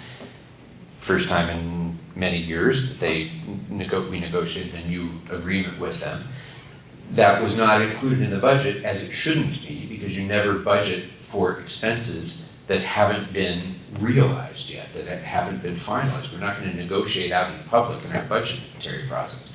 So we knew that that was coming, but it wasn't included in the budget because we couldn't determine how much that would be until the negotiations were finished. So it's a challenge. Having $150 million to deal with in a budget is a challenge, but it ain't $1 billion. I have confidence that we will be able to manage our way through this fiscal year without dipping deeply into the reserve fund. Barry Johnson. You mentioned the last 50 years, and in the 5 decades of that, every decade we've lost more affordable apartments, garden-style apartments. Every decade more. In the last decade, we've really lost them, and I believe that has put a lot of people out on the street. And when they get rebuilt, it's that the apartments are much higher rent, and even a few percent of affordable units just doesn't make up the difference. And oftentimes, there's no policing to see that those lower units actually get rented to somebody who is homeless or in need of a lower rent. How do we police this, and how do we make developers do things without giving them incentives? Because really, the incentives are just cash in their bank account, but there's no enforcement of what they're supposed to be doing. Yes and no. I think yes, there are developers who get some kind of an incentive, don't perform their responsibilities, and then, we have to go to enforcement proceedings against them. There certainly are. But the flip side of that is where we have, for example, affordability covenants on existing buildings. One of the things that I have found to be effective in addressing this affordability gap that we have is, rather than greenfield construction of new, as you point out, new housing of which 5% is set aside as affordable, instead of doing, and then by the way, sometimes we have to incentivize that, right? So instead of doing that, or instead of paying for new greenfield development, we pay instead to extend affordability covenants in existing buildings. So you preserve the existing housing stock, you keep it affordable, you do it in a more environmentally sound way, and you do it in a more cost-effective way because it's cheaper to extend the affordability covenant than it is to subsidize new affordable housing buildings. So that's one way. Another way is the state legislation that our Assembly member Adrian Nazarian carried to ensure that that would not happen with rent-controlled buildings. So the problem here, for those of you who haven't seen it or encountered it, is you have, say, a 35-year-old rent-controlled building. It has 20 rent-controlled units. Somebody goes, buys out the tenants, tears that building down, and then using state affordability incentives, they build a, say, 50-unit building, much bigger, much more dense, but they set aside 10 units, say, as affordable. So as a society, we've had a net loss of affordable housing. The developer has jacked up the density and made a lot of money, and we didn't get a return on that investment by increasing the affordability stock. So under our Assemblyman's bill, that can't happen. You have to replace at least as many affordable units as you've destroyed. So that's a step in the right direction as well. Patty Kirby? So I have two. One is, thank you for, as a board, co-director of State Valley River Open Space, in hearing that you're going to send a letter to Harvard Westlake warms my heart. We have developed a wish list, and I was wondering if we could send that to you. Of course. Yeah, thank you. It's for being proactive for this overdevelopment. It's been a long fight. 20 years I've been doing this. 20 years, Okay, and then selfishly, the city plan, I would just like to hear you say, not on my watch, for the little section on Moore Park between Laurel Canyon and Colfax not to be upzoned to R3 along Moore Park. Please. The little section of Moore Moore Park Park, north of Moore Park, Radford, Carpenter, and Morella streets. They have it And they're R1 slated now. to R3. Oh, that's like the 3 or 4 R1 lots that are on that street? Right, and I have a picture of it. Okay, let me take your picture. I don't know if I want to do land use planning on the fly right now, but. No, well, it's the same situation exactly of the other neighborhood. Okay. Of the island neighborhood. Yeah, I haven't really looked at this in depth, but It's a little tiny. again, this is a reason, this is why we need to all be involved in the Southeast Valley Community I Plan. have talked to planning and I said we'd like to offer to find some other place to put your housing. Great, So great. Well, we'll be involved, but I'd like to hear you say not on my watching. I might, I'm just not prepared to say it right now. I like to kind of know what I'm talking about before I do it. Terry Austin. I'm gonna pass. Okay, great. And Rudy Melendez. Thank you, Paul, for being here. Just wanted to follow up. You mentioned that the city budgets $1.6 billion for LAPD. I think it's 1.7 now. 1.7. What about the other 30,000 employees? How much does that cost the city? That's one question I have. And then also with all this massive development that's coming into the council district, particularly in North Hollywood, why aren't we seeing more like beautification projects, more tree trimming? In the city's as dirty as it's ever been. There's so much graffiti, garbage and trash in the gutters and streets. You drive down Laurel County Boulevard at the 170 on both sides, it's a disaster. I mean, for as much, you started off the meeting saying that the city's doing the best it's ever been, right, all this stuff happening. The council has the largest budget they've ever had in the history of the city, but it doesn't look like that when you look outside. What's going on? If you could just maybe respond to a few of those things? Thank you. Sorry, what was the first part? So I got the blank. Oh, yeah, the customer. So the budget has about 80 or so percent of our budget is for people. 85%, I think, is for people rather than procurement. And it's everybody from the, gardener caretaker in rec and parks to, firefighters, which we've just, again, over the last couple of years, resumed hiring firefighters after the Great Recession. The last 3 or 4 years, we've been filling up the drill towers to upgrade the fire department. Police officers, all the other employees of the city that provide basic services, including all of the sort of maintenance and cleanup stuff that you're talking about. So the vast majority of what we have in our budget is for people who do work, who do that work. I can't give you the exact amount of what the personnel cost is off the top of my head, but it's most of it. It's most of the $6+ billion in the general fund. And then there's also the special funds that we have that pay for a lot of that as well, that are beyond the general fund. So sanitation and other departments are specially funded by, what you pay in your sanitation bill. Those are special funds that don't go into the general fund. So it gets a little complicated to break down the cost of that. But yeah, it's the vast majority of what we spend is on people. But I will tell you, I don't think we have enough of them still, because after the Great Recession, we did have all that attrition. We had, I think something like 35 or 40% of the employees of the city are soon going to be retirement eligible.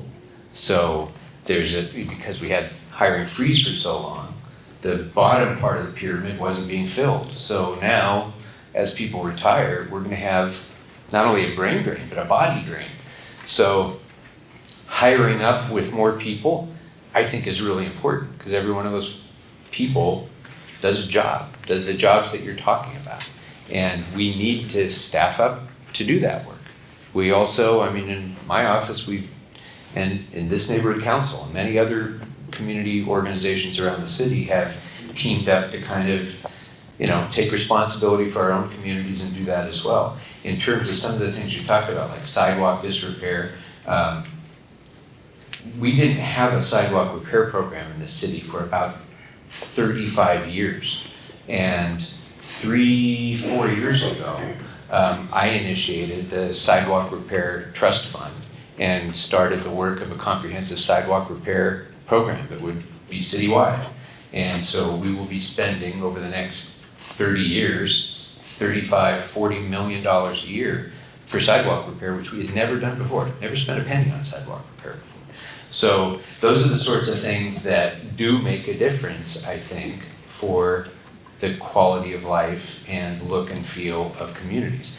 In terms of just trash and stuff, I got to agree with you. And I just, that sometimes it feels in government that we're, trying to fill in for, bad citizenship sometimes. When people are not taking care of their own communities, when people are littering their streets, when people are tagging buildings with graffiti, government chases it around to try to clean up the bad actions of, a small number of people.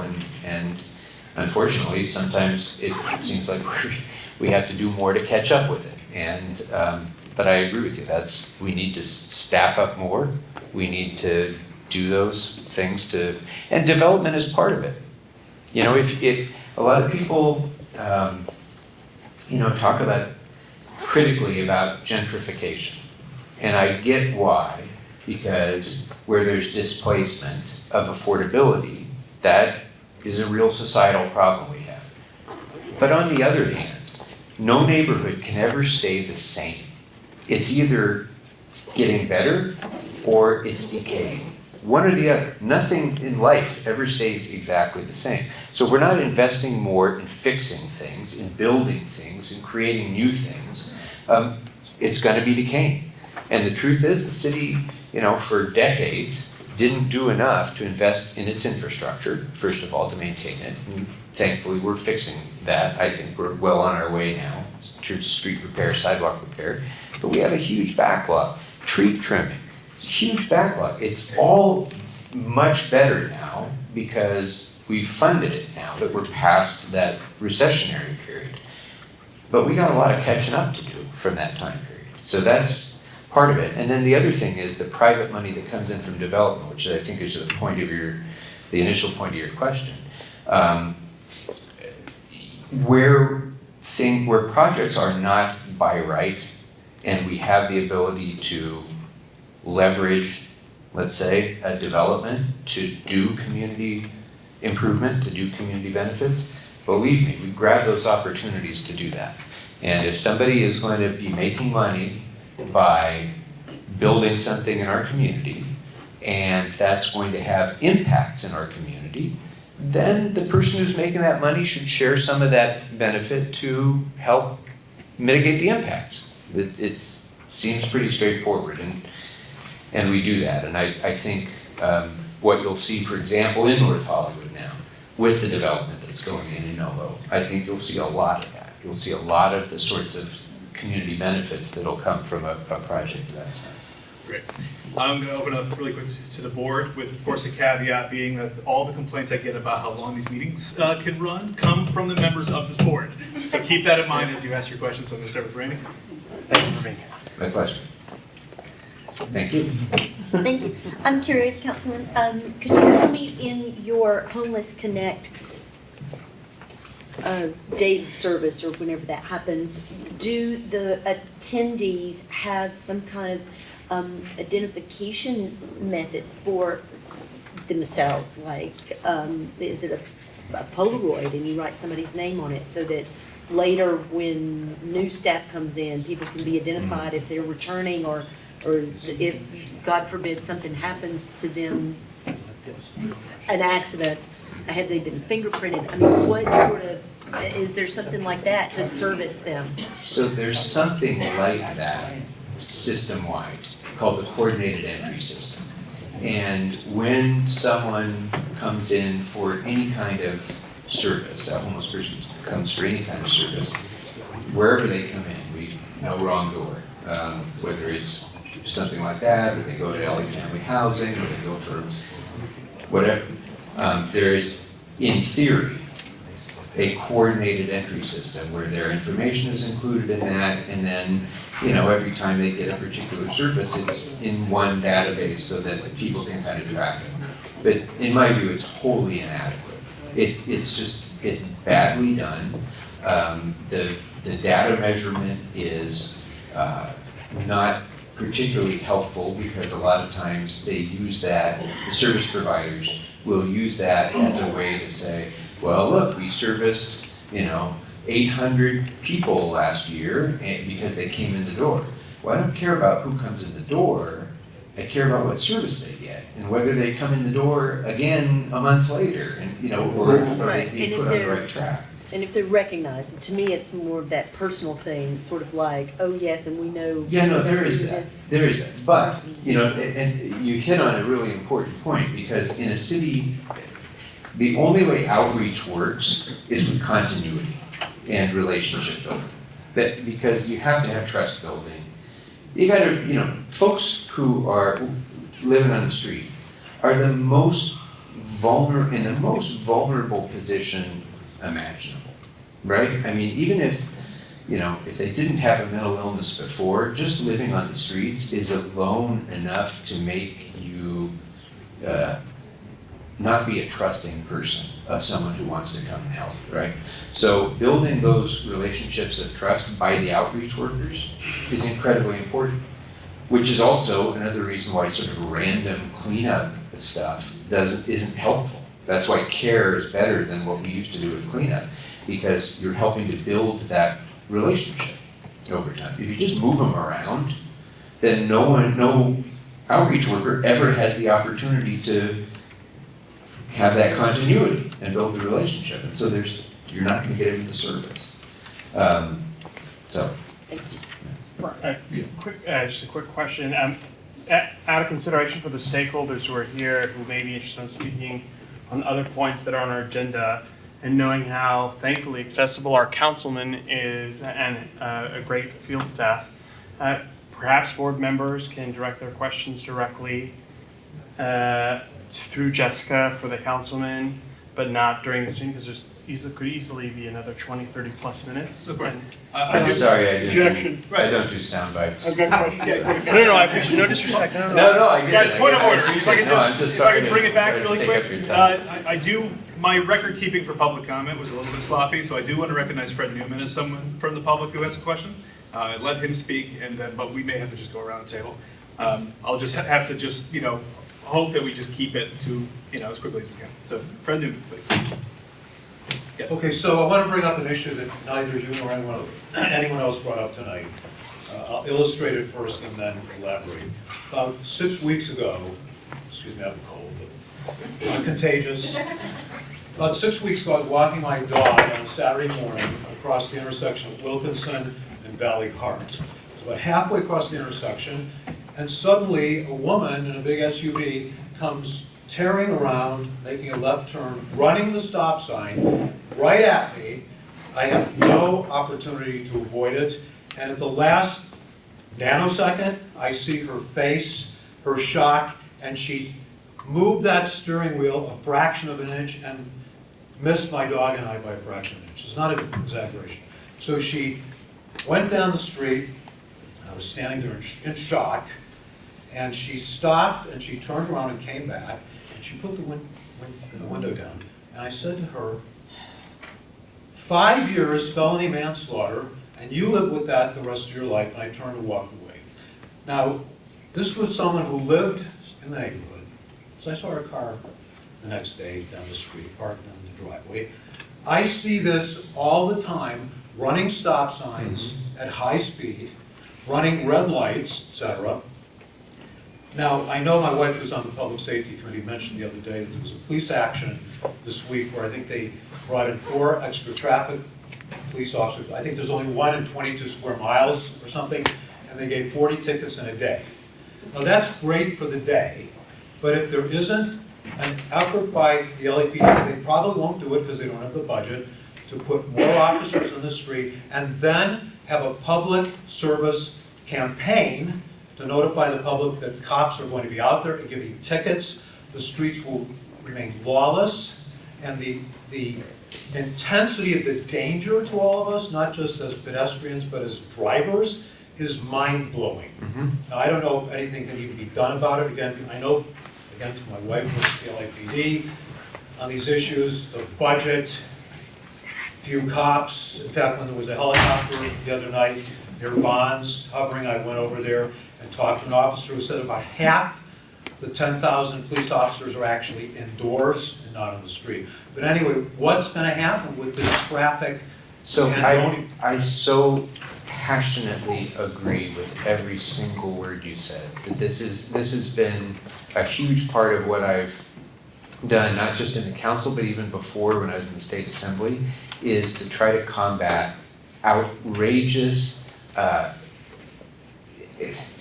misanthropic conduct by people on the streets. It's just mind-boggling. And you talked about presence of alley traffic.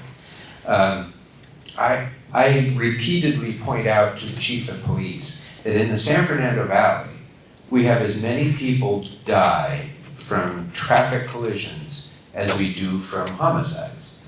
So we really, and for the grieving family, it really doesn't matter whether you were killed by that person in an SUV or a person with a gun.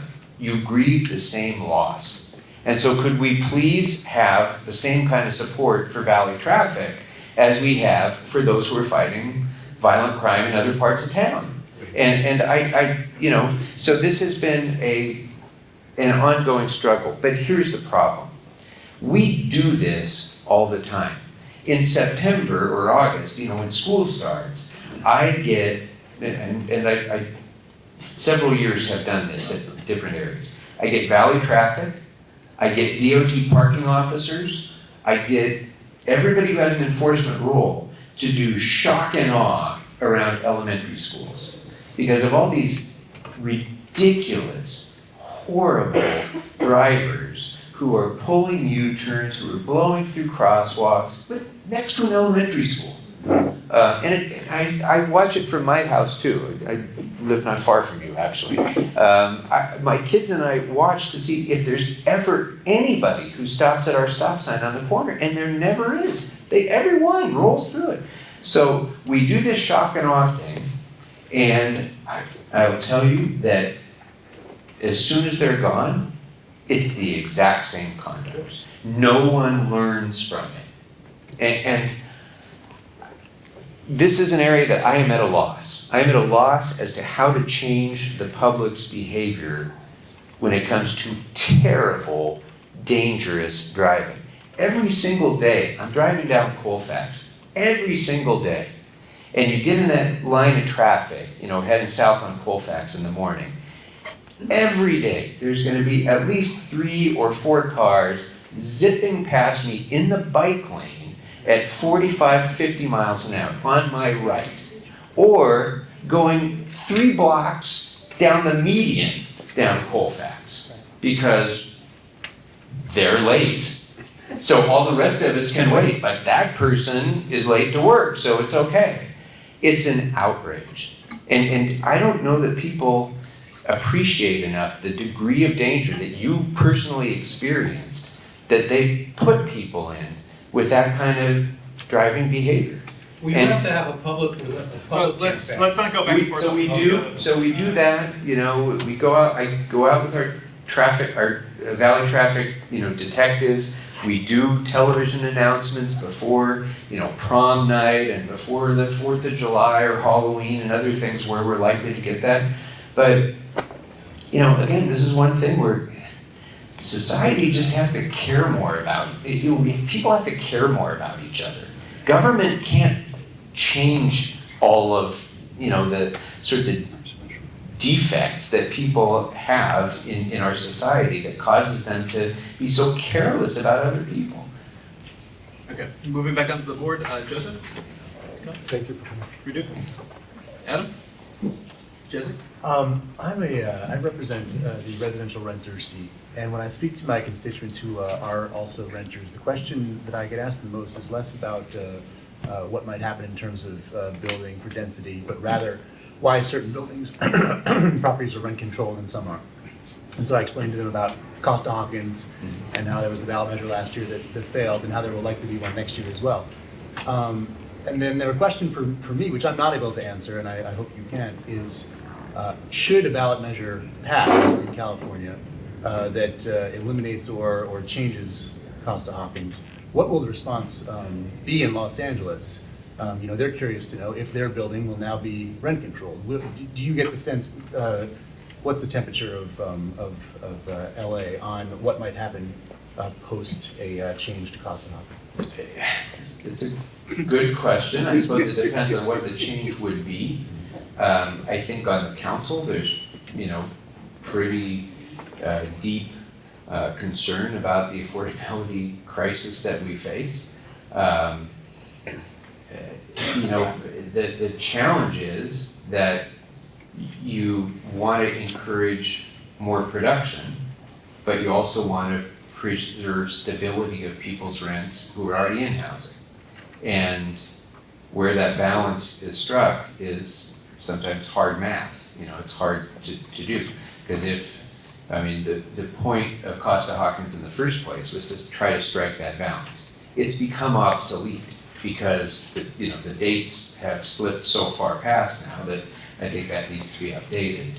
But you don't want to do it in such a draconian way that no one is willing to build anything anymore. anymore, because then you defeat the entire purpose of having rent control in the first place.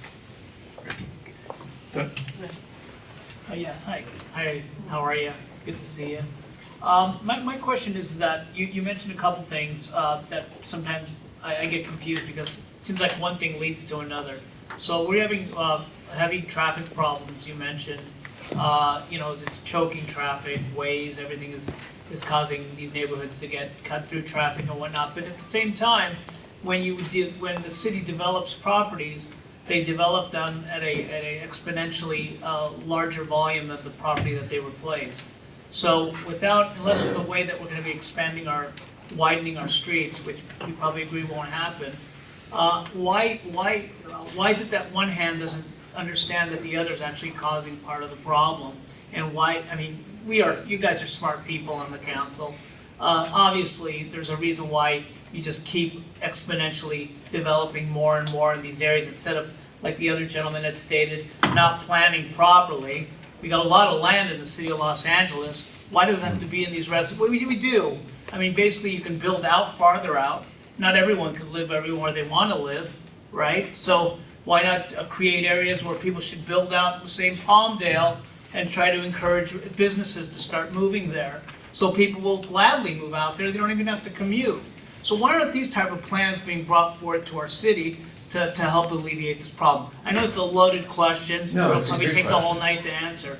And my last point, Councilman, is that you mentioned having to do with, let's see, our city is so well endowed now with budgeting, and we have so much money, and we were so close to bankruptcy. I've been here my whole life. I remember those days. But yet, our services, our schools, our streets, our quality of life overall, the cleanliness of our areas are at I would say, at a complete low point in my life, being in my city of Studio City. So if we have so much money, and there's so much money coming in, and everything's being done so nicely, we got all these employees that we're hiring, we need even more employees. At the end of the day, when I look around, I kind of see what I see, and I see ineffectualness. I see things that aren't being done. So we can wave our flags, we can say, hey, the city is fiscally strong, but at the end of the day, I don't really care about that. I care about people not running through red lights like they do in other little towns. I care about my streets being clean, I care about my schools being excellent, and I care about my sidewalks and streets being repaired, and the garbage being picked up. So, again, another loaded question, Councilman, but this is really what I would just like to bring forth. They're not that loaded, so thank you. And I think I touched upon your second one earlier. We still are experiencing the impact of the reduction in services that we had during the recession. We have not rebuilt services to the point that they need to be, but we're making steady progress. There's much more investment now in all of the things that you mentioned than there has been in more than a decade. So we're seeing progress, but it's not what it was. And you're right that with each passing year, our infrastructure ages, and it's like anything else. As things get older, they require more maintenance, and so we do need to do more. I think we're on the right track. I hope there's not a deep dip. If there isn't a deep dip, we can continue our steady progress. But there are those, for example, in our public employee unions who would say, well, you got this big reserve now, you have financial stability now, you should be spending that reserve and hiring more people. And you just said a moment ago, you don't really care about the financial issues so much as you do services. And I get that. But my concern is that when we do hit that next downturn, it is going to cost you services. If we don't have that reserve ready, then we're going to have to fire people or cut back services, and that means less tree trimming, less street cleaning, less street repair, and so on. So this is designed to prevent being in the same position we were in before. The other one was about development. I would say that there's a few ways that you can address the conflict. we were just talking about the renter's experience, for example. The reason that rents are so high is because there aren't enough places to rent, and there's a lot of people who want to rent. So that drives rents up. So we do have, and I talked about the unaffordability of the housing stock. We do have a need to have more housing, a lot more housing in California as a whole. I agree with you that it's not distributed fairly. It doesn't all need to be built in single-family neighborhoods in Studio City, when we can build 1,200 units in NoHo, just on the other end of my district, for example, let alone outlying areas. Now, I don't tend to agree with your suggestion that we should push businesses and housing and so out to Palmdale, for example, for a couple of reasons. First, because that really hurts the city of Los Angeles. It hurts our economic vitality. It hurts all sorts of other things. But also because greenfield horizontal development is what got us into so many of the problems that we have in terms of congestion, traffic, the environmental destruction of the San Fernando Valley, flooding because we don't, none of our stormwater regenerates back into the soil anymore. All of that is due to moving out horizontally. We can design plans to build more housing in a smarter way where you aren't having as much traffic impact, you are bringing jobs closer to housing, you are providing transportation alternatives, and those things are happening. But some of them, and I think it's also partly a generational thing, because, when I was growing up here, the goal was to have a single family home, and, hopefully your kids would be able to afford to buy a house and so on.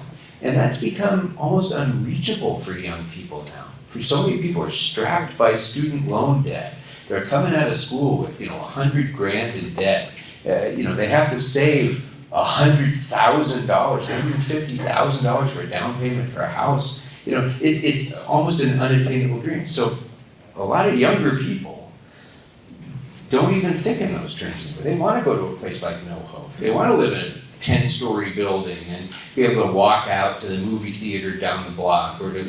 So I say do both. Keep our single-family neighborhoods, keep their integrity, keep the nature of that neighborhood, but build those other areas and build the transportation systems and so on, which we're doing with Measure M, so that we can accommodate that growth where people want it to go.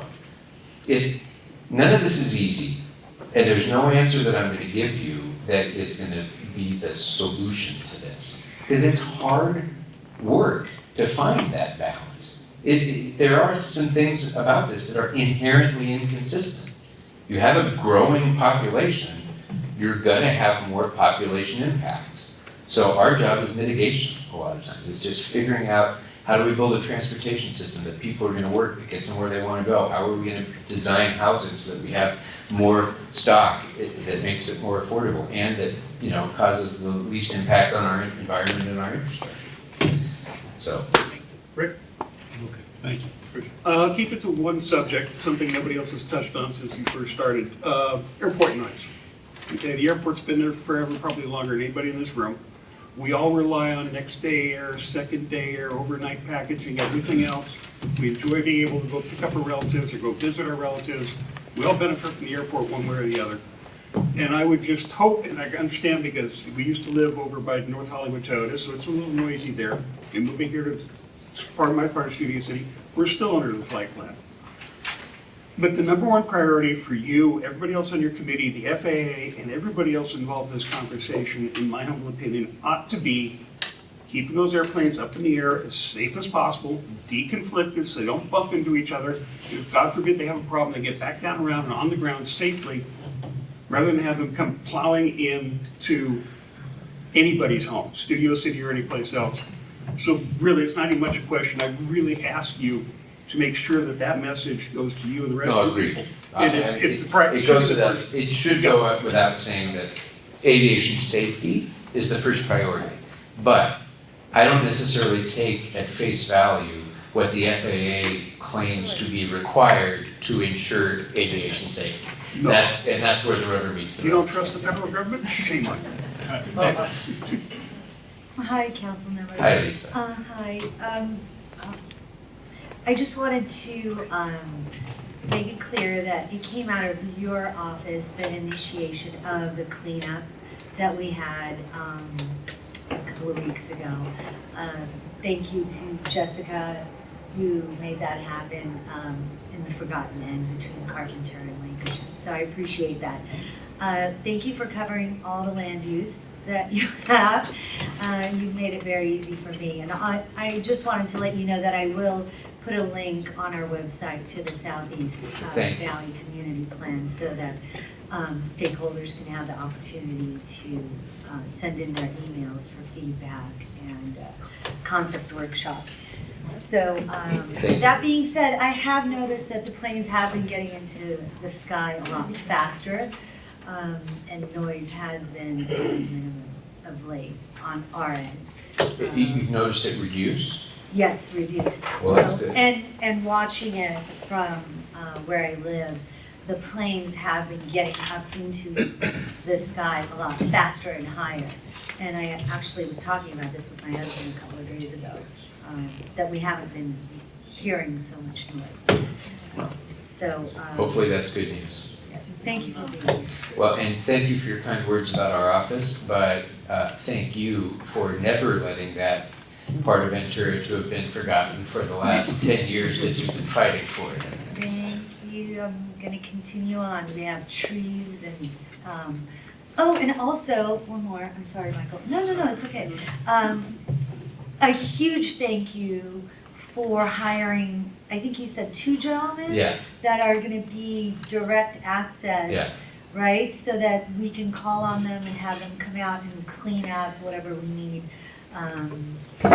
attention to, right? So is it 1 or 2, just to be clear? Well, truth be told, it's 2, but one of them already found a better job, so he's so we're gonna have to replace him, but. Well, at least there's room for 2, and we can hire one more as we move forward, right?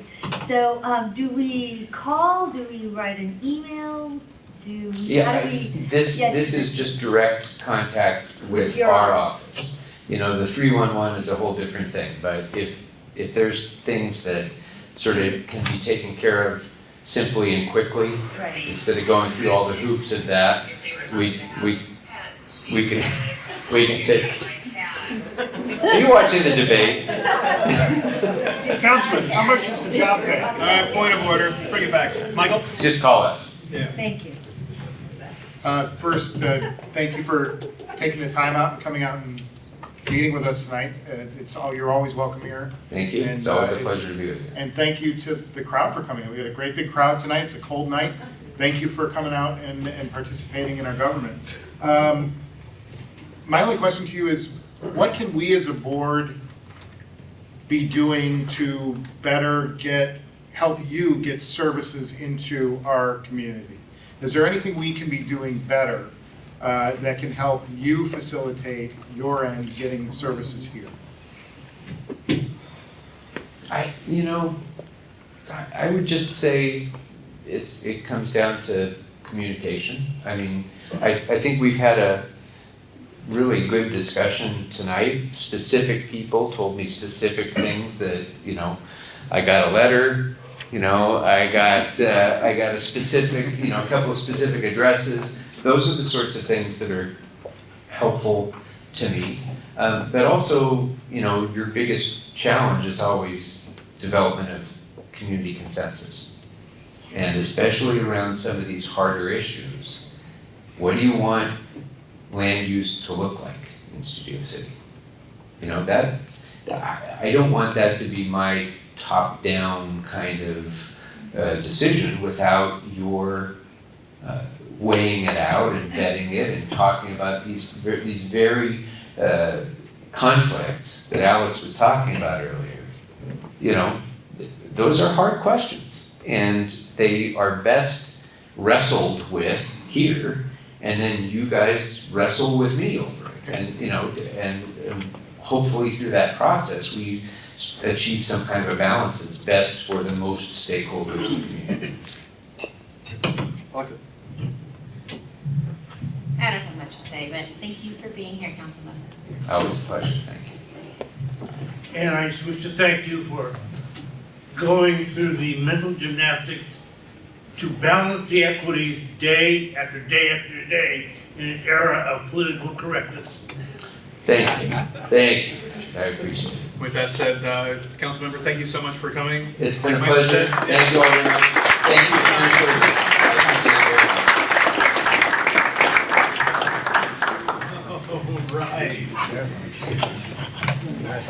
All right, we're gonna move right on ahead. We're gonna try to speed through this. So, number 5, nice, you're good.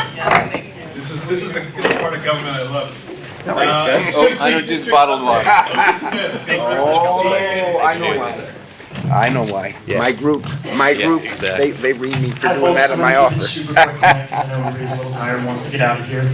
First off, before Board Member Schnelson takes up, I'd like to say thank you on a personal note. As somebody who lives 2 miles from the school that was just affected by gun violence, I'd like to thank you for taking the charge to prevent that tragedy elsewhere. You're welcome. On a legislative note, I want to touch real briefly. Recycling Bill 8054 was passed and signed into law by the governor, and that provides stopgap funding for recycling here in California for the next few months, so that in January the legislature can get back to work and pass a real solution to the current recycling problem. For those of you that aren't aware, but I know it's an issue that I've been asked about a couple times here in the community, the international market for recycled materials is shrinking. And we have a lot of businesses here in California and here in LA that rely on that. So that's something the Assemblyman is going to be working with his colleagues on in the new year. We also have AB 479, that's our plant-based meal alternative bill. We got it through the Assembly with 63 votes just a little bit earlier this year. Now we need to get it through the Senate where it's living right now. What that bill is going to do is that's going to reduce greenhouse gas emissions at public schools all across California and reduce water usage by subsidizing those schools. Similar to the program where they subsidize schools that offered fruit and vegetables to students, we're now going to offer alternatives to meat and dairy because we have seen, we're in a pilot program up in Oakland. We saw a 14% reduction in carbon emissions and a 6% reduction in water use in the school, as well as a 23% improvement student satisfaction rating of school lunches. So it's a program that we know works. We know when we get this bill passed and roll it out across the state, it's going to really benefit our schools and our students here and help us combat climate change. Just a couple more things I'd like to recap. A couple weeks ago, I went out and I toured a space along the LA River with some of our partners from the Business Improvement District. To really get a feel for some of the issues folks encounter when they walk and they ride on that river. A week later, we brought out 30 legislative staffers from Sacramento to tour that same site to show them what those business folks showed me. And there's going to be, at some point in the new year, we don't know what it looks like yet, we don't know what form it will take, but there's going to be a real big push from the legislature to tackle a lot of these issues along the river, whether that's funding the River Rangers program, which would create a group to get out there and keep that space clean and safe, and help unhoused folks living there, get them out of the river, away from the river, and connected to services like LA Family Housing, Chrysalis, and other groups that help get folks, not a handout, but a hand up, get them back on their feet and back to their life. We also have coming up on December 11th from 6 to 8 at our office on Van Nuys Boulevard, we have our annual holiday open house. We are collecting toy and non-perishable food donations. Those will go to the Sova Food Bank, the Children's Hospital, and the San Fernando Valley Mental Health Center. We do this every year. It's always a great event. You can come out, meet the Assemblyman if you've never had a chance to meet him, meet our staff, see our office, and we're going to have some local students out performing, food, drinks. It's a great time. Last but not least, I heard a question earlier, and I apologize, I don't know if the gentleman who asked it is still here, about Caltrans cleanups. I would love to spend my day driving around looking for places where we need to send Caltrans teams to, but then I wouldn't get anything else done. So please, please, please be our eyes and ears in the community. If you see a site where you think there needs to be a Caltrans cleanup on a freeway underpass, on the embankments beside highways, please give our office a call. Just Google Assemblyman Adrian Nazarian or grab one of those flyers right there, or raise your hand before I go. Give us a call. We'll get Caltrans out there, whether it's everything from debris, waste. If you see some sort of encampment, we can get teams out there to help those folks, get them connected to services, and get them out of the unsafe situation they're in. Or anything like, if there's unhandled brush clearances. If you're worried about a fire risk, please, again, let us know. We'll get a team out there. This is one of those rare times where you'll call a government office and something will happen. We usually have less than a 2-week turnaround for Caltrans cleanups, oftentimes even shorter than that. Many of the work crews they use actually are unhoused folks who work with vendors and partners in the city, where they get those folks job training and resume help, and in the meantime they pay them to go out and do those cleanups. So please, please, please, like I said, call our office when you see those sites. We will take care of it. We'll help you out. That's what we're here for. Thank you. We got a few public comments before you take off there. Terry, Austin. I'm good. Okay, cool. Moving on. Barry. All I was going to add on the recycling, you may know there were a lot of kiosks in parking lot, and the main company, I think already something went out of business. But I was pleasantly surprised to find out that some markets and drugstores, if you bring them your CA redemption value, they'll buy your cans and bottles. The Rite Aid and Ventura and Vineland will. I think they have like a 50-item limit. The Vons on Pass Avenue in Burbank will buy any amount. So some of these stores are taking up the slack now that the recycling places are gone. And I was really surprised to have found this out. I saw somebody bringing a bag of cans at the Rite Aid in Studio City. So, I mean, it's great that they're taking up the slack. Yeah, and we see some of that as a side effect, again, of that temporary funding to help kind of keep those markets going. Just $5 million spread across the entire state, which is not a huge drop out of the entire state budget, but it keeps a lot of those folks working and helps, tackle that recycling issue up and down the state. Great. Eric. Okay. And Rudy. Yes, sir. Thank you for being here. So you talked about it, Caltrans. They're not doing their job, okay? We need you as the assembly, representing the assembly members to hold their feet to the fire. We have the dirtiest freeway on-ramps and off-ramps in almost the whole Sacramento Valley. What is Adam doing since he got reelected in 2018? Our freeways are as dirty as they've ever been. So we're gonna hold you accountable to get them cleaned up. Absolutely, and you absolutely should. That's something that we work on every single day. Just about a week and a half ago, we went out to just next door in Toluca Lake. We worked with some of our partners on the Toluca Lake Neighborhood Council to do a cleanup, and not just a cleanup, but a beautification of the 4 ramps at the 134 Cahuenga on and off ramps. And that's something that we try to work with our partners in the community, with Caltrans on. Obviously, we live in LA, and there's a lot of freeway and there's a lot of on-ramps, so it's something that we're tackling as we go. But like I said, if you see a spot that whether Caltrans got out there and you feel they didn't do a good enough job, or you think Caltrans hasn't been out there at all, please call our office and let us know, and we will make sure a team gets out there. And we will follow up with that team to make sure I will personally drive out to that spot, make sure it got cleaned up to a standard that we all feel is acceptable, and if it's not, I'll send that team back out there the next day. Well, I think that Councilmember knows. We're not going to do a lot of back and forth here. That's good for the question, and thank you very much, Logan. I'm happy to chat with you. Just don't make promises that you're not going to keep, okay? That's all we're saying. Excuse me, yes. Thank you. Thank you. Logan, did you ever get business cards? They're on the way. They just went for printing. I'm familiar with that concept. I'll be talking about that later. Yeah. All right. Thank you very much. Thank you, guys. Move on. Moving on to number 6, the treasurer update. Rick Rosner. All right, one quick comment. As I've been learning to be treasurer, the one thing that's impressed me is the institutional protections in place against the illegitimate use of funds. It's a pain in my butt and maybe some of your butts, but rest assured that every expense, whether it's $2 or $2,000, is scrutinized by the city to make sure that it's above board. It's fantastically tight. It's pretty good. Should we move on to the motions? Yeah, motions. Actually, a point of order as it relates to these motions and specifically to your comment. We all received an email, we being the officers of the SCNC, that stated quite clearly from Dunn, and it was also an issue brought up by Lana during the last board meeting, that any motion and any materials that are relevant to that motion, similar to how has been done by the Homeless Committee, and thank you very much, and the Bylaws Committee, thank you very much, by providing copies of the underlying material for the public to view. If I can answer to this, because this is actually my fault.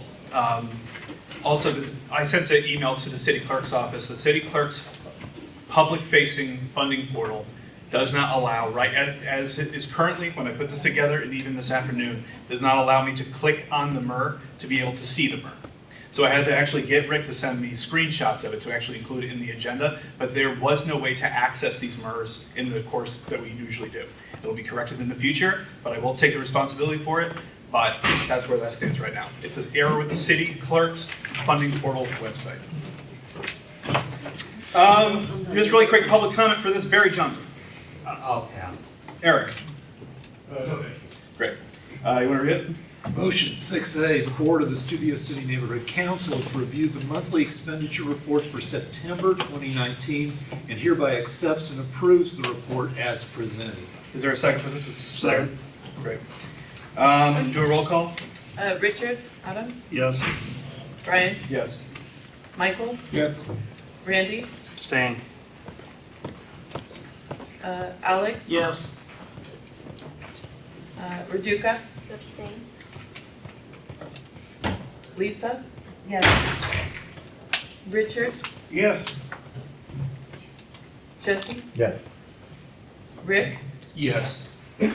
Lana? No. Alexa? Yes. Adam? Yes. Tony, yes. Joseph? Yes. All right, motion 6B, please. The Board of the SCNC has reviewed the monthly expenditure report for October 2019 and hereby accepts and approves the report as presented. Second. All right, let's do the roll call. Richard? Yes. Brian? Yes. Michael? Yes. Randy? Abstain. Alex? Yes.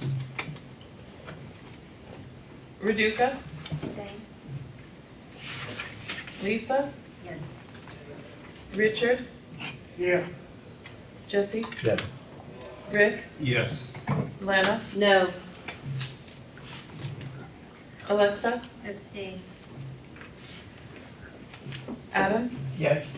Tony, yes. Joseph? Yes. Great. We're going to move on to number 7, the Land Use Committee update with Lisa Karadjian. I'll make it really quick since Councilman covered most of it. Just wanted to go on record and say, I have been getting in touch with Harvard Westlake since June, okay? Every month I ask them if they want to come and present. Every month I am told that they're not ready. So last month, I was told that they do not want to present until they file their application with planning.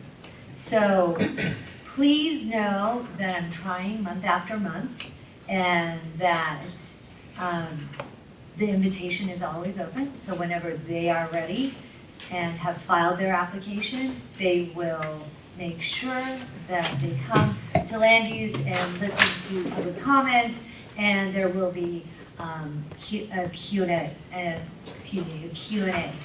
Having said that, I just want to say thank you again for everyone who showed up for the street cleanup. Thank you to Randy for the bagels and Mike Piscatelli, amazing job. And everyone that came out, really appreciated it. As much attention as we can get for that end of Studio City is great. Great. And we have public comment. Terry. I'm so sorry to hear that Harvard Westlake hasn't responded to you, Lisa, because. They have responded No, to but me. I they did haven't not say that. No, excuse me, that they haven't presented, because I think it's a little backward to put in your plan without getting the input of this very important body within our community. So I don't know what can be done before they put in their plan. Because then I'll have an application. Well, let's let her, she has the floor.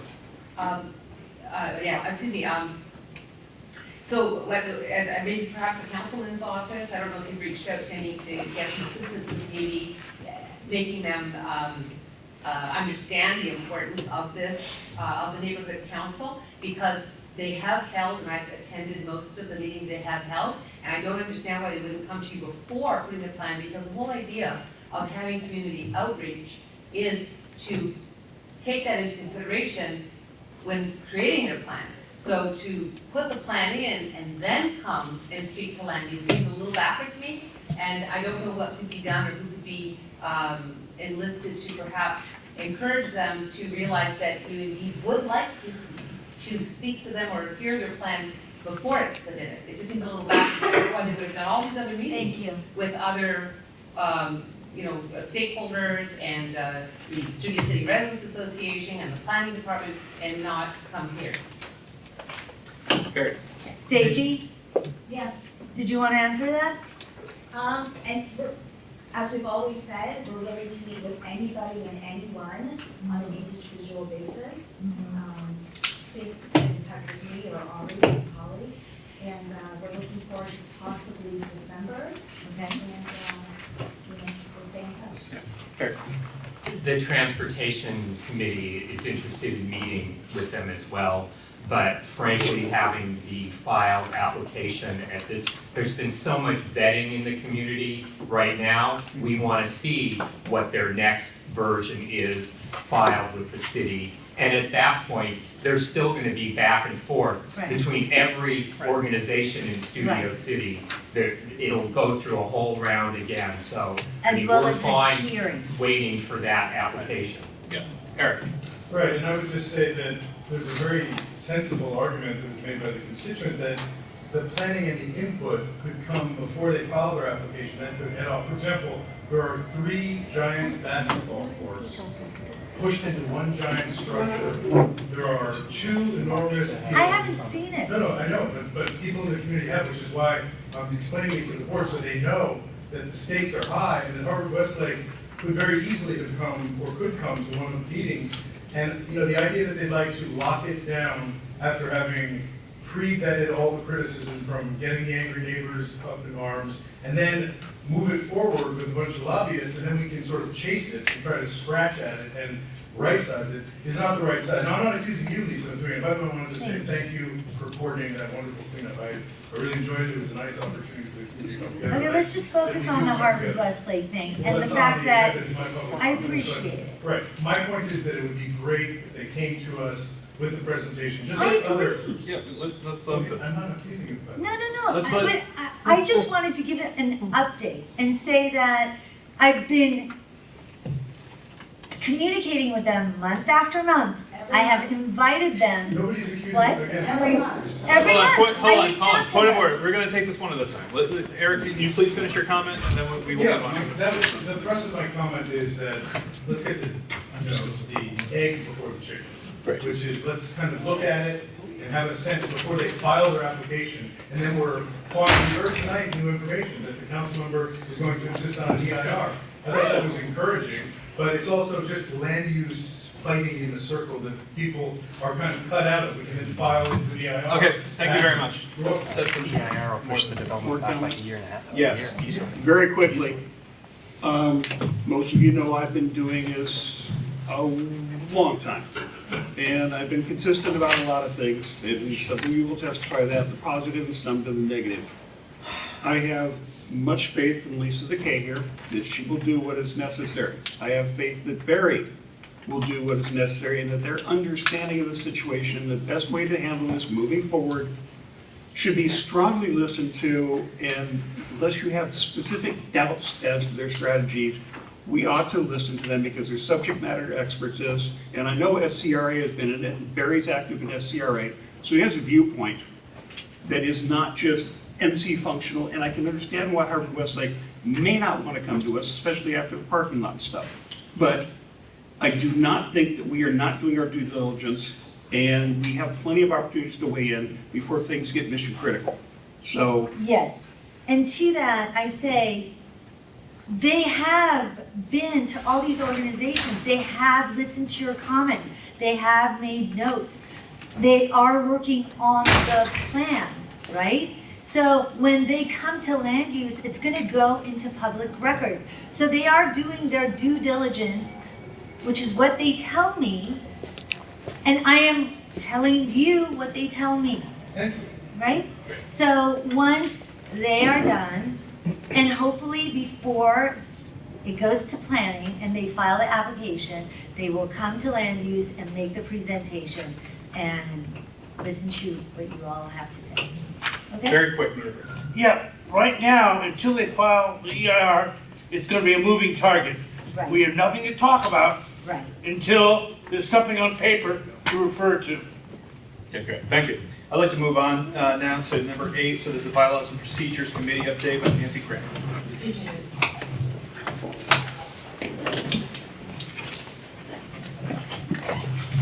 Hi, team.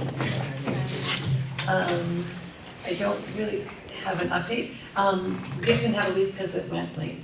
So he wanted to speak for a little bit, for a second on this, and I'm just gonna tell you that the recommendations, this is the recommendations from Dunn for them to send to Bonk the portion that Bonk has to sign off on, which is, I think, basically the elections. And so the motion is to change the board approved, but not yet done approved bylaws dated September 18th as follows. Article 10, Elections, Section 4, Method of verifying stakeholder status to read as follows.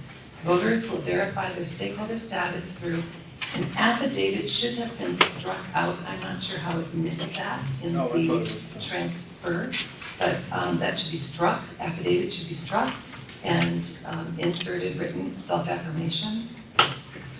And then additionally, strike out old attachment B and replace with new attachment B in its entirety. And I think you all have it. So this is just to make everyone clear on the same page, this is a friendly amendment where she had sent the things, I'm not even sure why it didn't make it. Affidavit should be struck out on this document. We have public comments, Mark Rubin. Yes. I really don't know how to address this because I was not at, I believe, a September meeting where the majority of this was done. I'm coming in very late about this. I just want to express, I read this, it was very confusing. I'm vehemently opposed to this change of the bylaws. I believe this is coming back to the previous attempted change to make all, from the last election, that did not go through the last election, to make all the seats at-large seats. I object to sorry, I don't really understand, the self-affirmation versus affidavit. I asked Gibson about this before the meeting. It seems to me that this is, people just state that they are a stakeholder. When I go to the elections, to the CUC neighborhood council elections, I have to bring documentation of my stakeholdership, which I think is a good idea. This is saying that candidates for the office merely have to say that they're stakeholders here, which I don't approve of.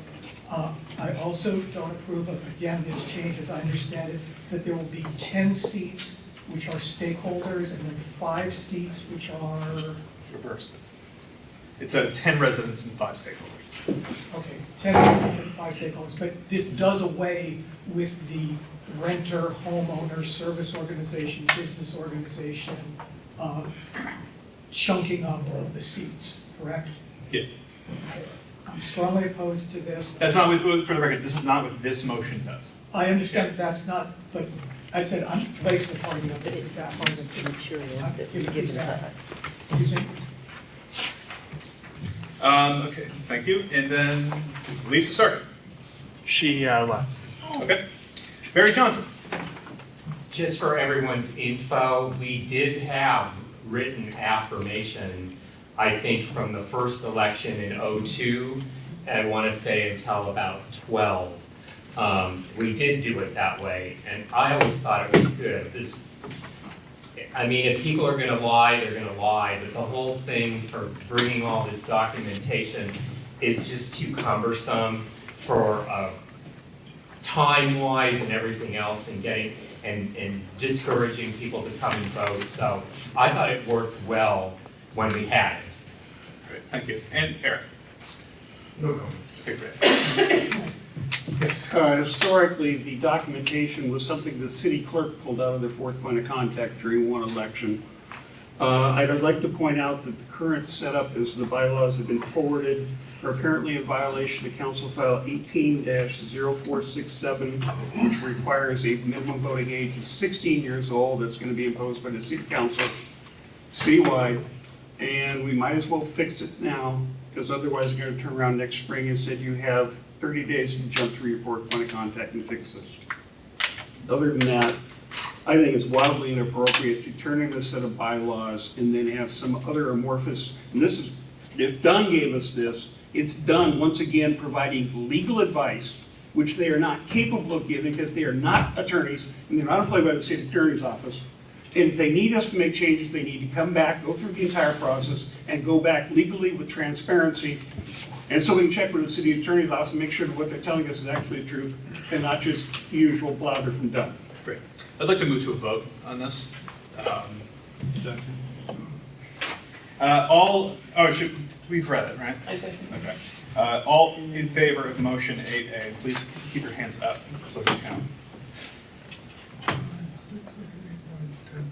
11. All opposed? 3. I'm abstaining. All abstain? Abstain. One abstain? Great. I'd like to say for the record that you could add a little bit more to the friendly amendment for your motion. To me, this is not a complete sentence. Sorry. All the others are in a format ready for the corresponding secretary to send out. And this just says motion 8A, to change the board approved but not yet done approved bylaws, blah, blah, blah, blah, blah. And you really need to qualify it saying the Studio City Neighborhood Council would like to change and go forward. Noted. Thank you very much. Motion passes. Thank you. All right, moving on to number 9, the bank report. Richard Adams. All right, it's supposed to be the bid bank report, but the bid report is very short. The bid is officially expanding from Whitsett to Coldwater on both sides of Ventura starting January 1st. At the bid meeting, there was conversation about stores in this part of the main part of Ventura getting flooded during the winter. One guy said, when I bought my business, it came with sandbags. I pointed out the bid that the area west of Whitsett, where Aaron Brothers used to be, and the shops on the curb also flood out incredibly. Part of that is the water coming down Fairway, part of it is the water coming all the way down Coldwater. It doesn't all get routed into the river. They're going to look at it. They've got an event on Saturday the 7th. They're going to have games. They're going to try to get people to go around. Current thing is you get a card, you get to all the different businesses, and you get put in a drawing for a gift card or something. So if you got family and want to do Christmas shopping, just get out. If it's not pouring rain, it might be something to do. The bid is working with, it is something the bid did. Currently looking at the summer kickoff for next June because we need to plan ahead. I brought up the idea of having businesses in the bid bring their people to staff the game booths. We provide a booth, a table, some chairs, and give them lunch. And they will sit there and, hey, come play our game, come play our game. The neighborhood council will have some sort of everybody's a winner prize. And the businesses are incentivized to get people to come over, have their kid play the game. Kid gets 2 bean bags in, free child's meal with an adult meal, something like that. So we get our event staffed because there aren't enough bodies on this side of the table. We have people who are incentivized to be interactive with the people, and it should be a better event for everybody. We're including the business district, we're getting the people in, and it was very well received by the people there. Both the people with businesses and the people who rent to businesses, they thought everybody would be on board with that. So they're helping. The bank meeting, most of it was taken up by His Worshipfulness, the City Attorney Mike Fuhrer. He talked a lot. We get into a few things. One of them Eric Previn should be interested in. I gave him a question about the DWP lawsuit. He got very defensive and then very verbose on it. The lawsuit was dismissed, was not those of us that could overcharge getting our money back. Allegedly, that's been in place. I got to talk to the city attorney's office about how people can verify whether or not they got the form to do. I will get that. I will disperse it through outreach. But this lawsuit was over Price Waterhouse, who was overseeing people actually doing the billing project, and an argument as to whether or not they defrauded the city or the city defrauded them. They had to drop the lawsuit because the people that could have proven damages all took the Fifth Amendment. Most of them were city employees or former city employees, and that's why that went south. Plan Check Alliance, I talked to Lisa DeKay about that. He was talking about affordable housing, but there's no enforcement for that. They've started a new program through the city attorney's office. It's a multidisciplinary team to get on the field and deal with the homeless. They've got people on the team that have been in prison or have been in the life and can speak. And supposedly it's very effective. As far as he's made it sound like, they were gonna roll them out everywhere. And about the only other thing I have is this coming March, and there will be a motion through my committee. They're doing the, 17th annual Bank Mixer here at CBS, is our hometown. We've usually, over the history, historically, we've supported it. The last year or two, it was, I don't know why we're doing this. We need to support it. They are helpful. The Bank Alliance, when we speak as a group, this board and all its committees can only look at so much stuff. We all know how much is going on in the city. Being a part of Bank means every single neighborhood council in the valley is looking at things with us. We all have similar concerns, and teamwork is essential. In the Army, it gives us somebody else to shoot at, but in this world, it gives us more people catching the bastards up to whatever curriculums they're up to, so we can call them out on it. So Bank is important. It's $250. And I will run it through the usual channels. Great. What's the date on that event? The usual Vank meeting in March, so I guess the second Thursday, it's a couple months out. And there was the usual list of council files, but in the interest of brevity, I sent it to Brian, who can share it. Yeah, I can distribute it to the board. All right, public comment, Eric Kreb. All right, Barry. Great. We're gonna move on to the homeless committee update. Andrew Silver. Come on up, come on up.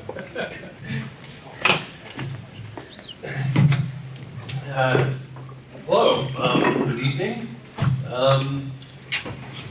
So you have the motion in front of you, and this motion came about through my investigation of how to deal with primarily the mentally ill is what I was researching. And I talked to LAPD, I talked to Department of Mental Health, and I also talked to our neighborhood prosecutor, Todd Gilman. Great, really smart guy. He directed me to a program in Santa Monica that he had heard about that is having some success dealing with the most difficult homeless population. And so I reached out to the CEO of Spot 4, who manages that area.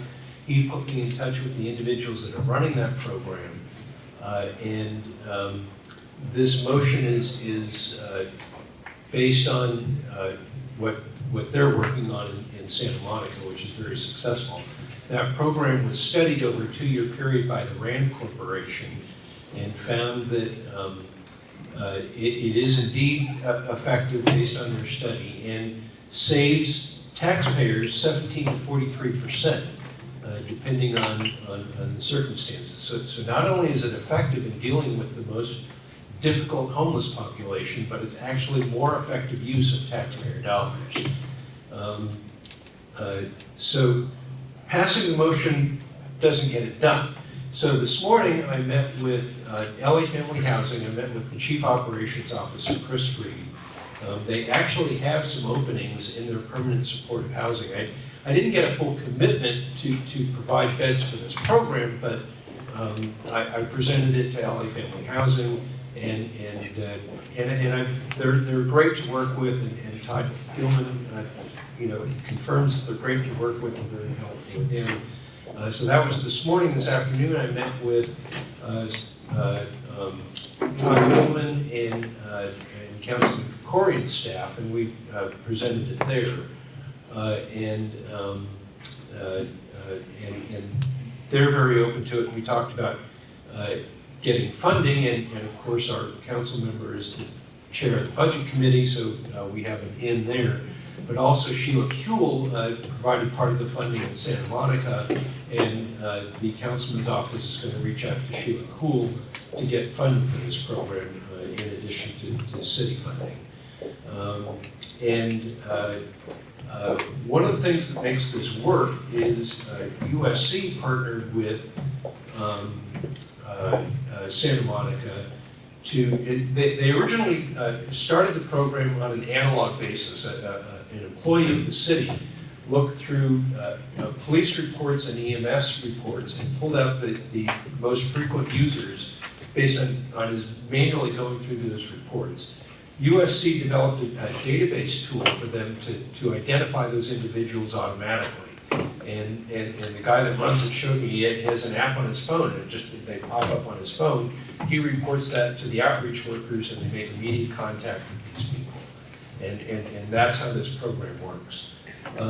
I got an email back from the director of the USC Homelessness Committee this evening while we were here, confirming, putting me in touch with the developers of that program. So we're going to see if we can get that. It may not be a little more difficult to do in Los Angeles than it is to do in the city of Santa Monica, but we have to try. And the motion that you have in front of you was written. I wrote it, but it was reviewed by Todd Gilman, and I included his edits in it. And so that the city attorney's office is very enthusiastic about this program and bringing this to CD2 and Studio City. Yes. Just as for point of clarity, the program, you keep referring to the program and what it does and how great it is. What is the program? Okay. And it's just a short sentence because I think we've missed like what the program exactly does. Okay, so the program targets the most frequent users of police and EMS activity.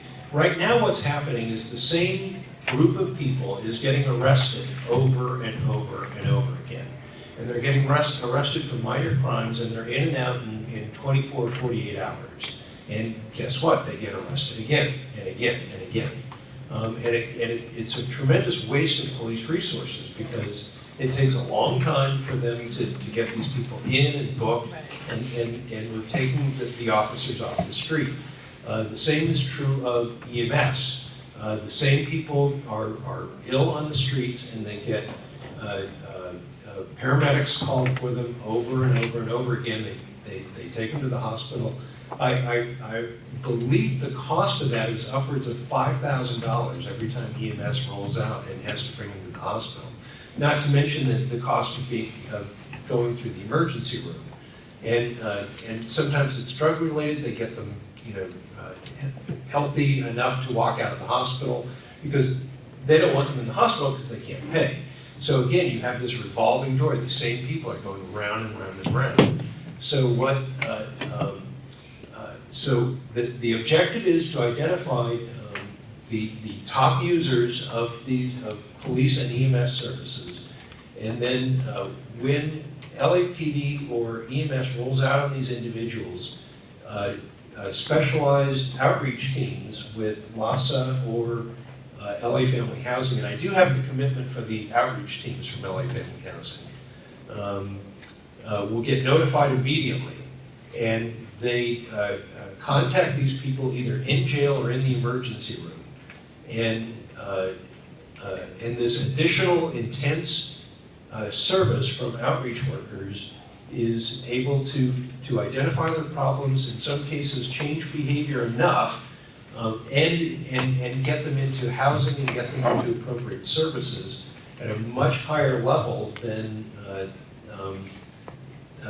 what's happening. And an interesting fact about Santa Monica, when they developed the initial list, our outreach teams didn't even know who half of these people were, because they're in jail and in the emergency rooms. They weren't getting the contact from outreach workers. They weren't getting services at all. And so getting these people plugged into services is critical, and that's what this program does. Great. Michael Piscatelli, you got public comment? Yeah, I just want to say I do support this. In the short term here, I definitely support this because you've got to do something. Yes. I'm terrified in the long run that it is a long-term type of goal. As we know, as some of us who are here for years, trying to get more police on here, adding another level of bureaucracy and trying to get the money takes a lot, and we didn't succeed when Rado was doing this stuff. I hope you come up with some short-term goals as well to get these people off the streets as well. And again, we're not talking about marks.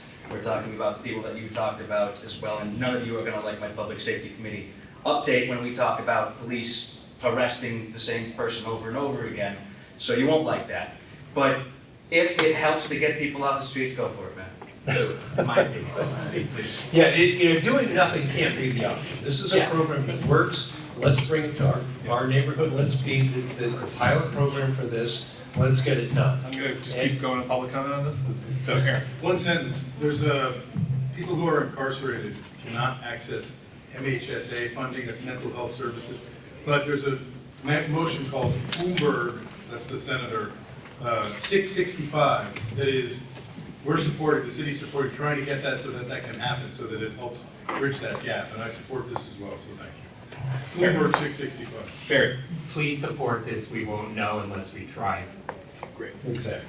Any other board comment? I'm gonna bring it to a vote. This sounds like a good idea. It sounds remarkably congruent with what the city attorney said he was doing. Although his was a city team and they had, like I said, the former felons and things like that. I've got the public affairs guy's email. I will put you and him together to see what that program is and how it works with this one, and maybe there's a synergy to be found. We want to go buzzword bingo. Other Richard. Ironically, there are people out there, homeless, that actually want the 3 hots and a cot by going to jail on their weekly. Not anybody I know, but there are people out there that.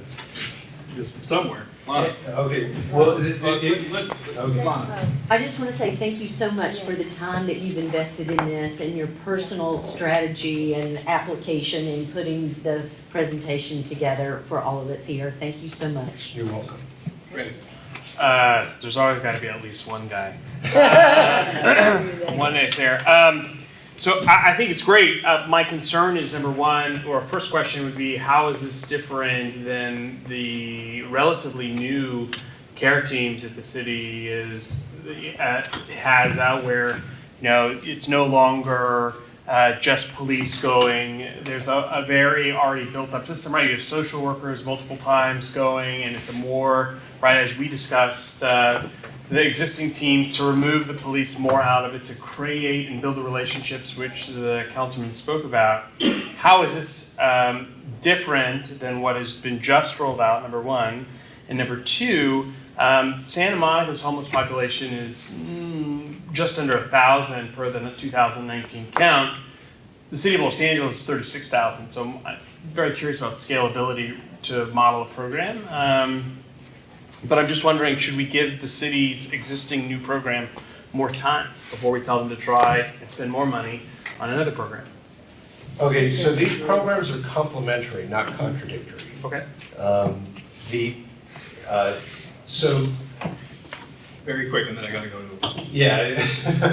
So on average, the system is housing 130 people a day, but 150 people a day are going into homelessness. We're going to continue to have encampments on the street. There just isn't, a solution to that. So the care teams are critical in dealing with the everyday encampments that we have in our neighborhood, and the care teams are a better approach to managing the encampments and making them clean, keeping them in conformance with the laws, as opposed to having the police do it, a police response. That part I understand. So the HMST is geared towards the 10 or 20% that are the highest users of services and the highest cost to the community and the highest disruption to the community. So a guy like Mark that's sleeping in his tent under the freeway that people don't see or know about, that's care team. The people who are severely mentally ill and assaulting people on Santa Monica Boulevard, those are the HMST team. So these are complementary issues. And since you brought up HMST, care teams, I put the motion that you passed in July in conjunction with the HMST motion that we're voting on tonight. I did that on purpose, one, because they are complementary. We need them both. And the councilman talks about it but we're not getting the accountability that your board voted for in July. And so when you're talking to the council members, refer to the motion that you passed and ask for the accountability that you voted for. Because he's talking about it at a lot of meetings, but I'm skeptical that we're getting the accountability that we asked for on that. All right, great. Did I answer your question? You did, but your answer spawned a very brief, super short question. You're talking about accountability regarding that we should hold our councilmen to task on accountability for previous measure passed. Yet your very motion suggests, in addition to LA Family Housing, LASA, which I would argue is not being held accountable and for 2 years has failed. So why would we want to propose a program that potentially utilizes an overarching county organization that has failed by their own metrics for the last 2 years? Okay, doing nothing can't be the option. So why, what, so that, you know, a audit, which there's a lot of fault with the audit, and I will talk to you in detail about that at another time. Okay. No, you answered if you want to bring this. Yeah, I'd like to bring this to a vote. Yeah, please read the motion. Okay. The Board of the Studio City Neighborhood Council requests that Councilmember Krekorian and the Los Angeles City's Attorney's Office support a pilot homeless multidisciplinary street team deployment in CD2. In 2016, the City of Santa Monica Just created... the vote, the motion here. That's good. Oh. Yeah. Okay, that's all you need? That is what everyone has had. It's linked to here, and you have a physical copy. The motion that we are voting on is the one on the agenda. So, all in favor of motion 10A, please keep your hands up. I'd like to point out that doing nothing is always a valid 14. option. All opposed? All abstained? It's unanimous. Thank you. Thank you. I learned in the Army that doing something, anything is not always a good idea. Transportation Committee update, item number 11 by Barry Johnson.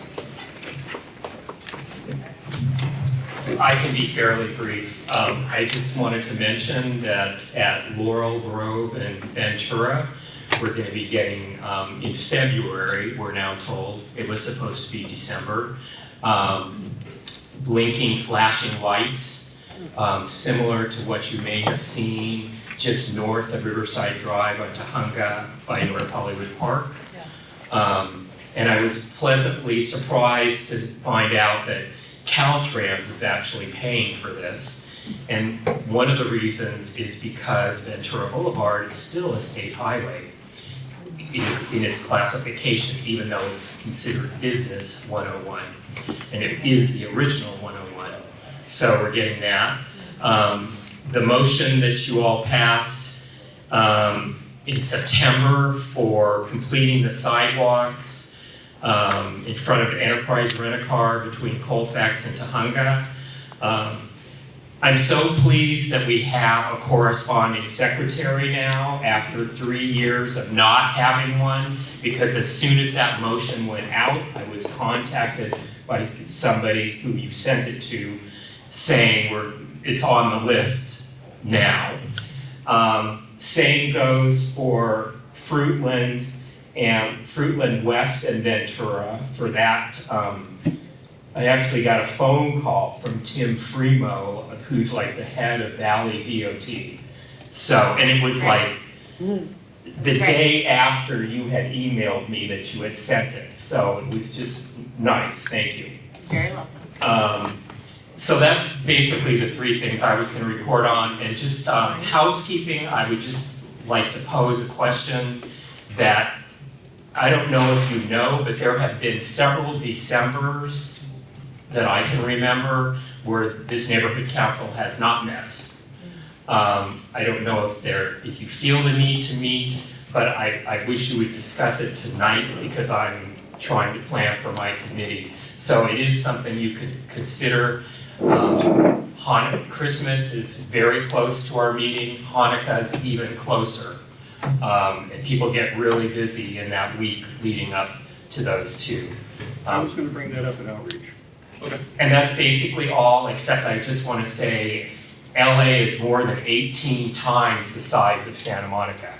So per capita wise, we actually probably have less homeless than Santa Monica. Yeah, but how big is Studio City? Real quick, Eric, Previn, public comment. No. Anyone else have a question? Okay, great. I'm going to move on. Government Affairs Committee update. Yeah, I just want to make one note on that. Like, obviously, we can't really have a discussion about it during the meeting, but if everyone wants to, like, committee chairs, email me if you have something pressing to be done for December. And then board members, email me if you'd like to have a board meeting, yes or no. It'll be helpful to know if I have quorum or not. So, just send me an email. We got mine.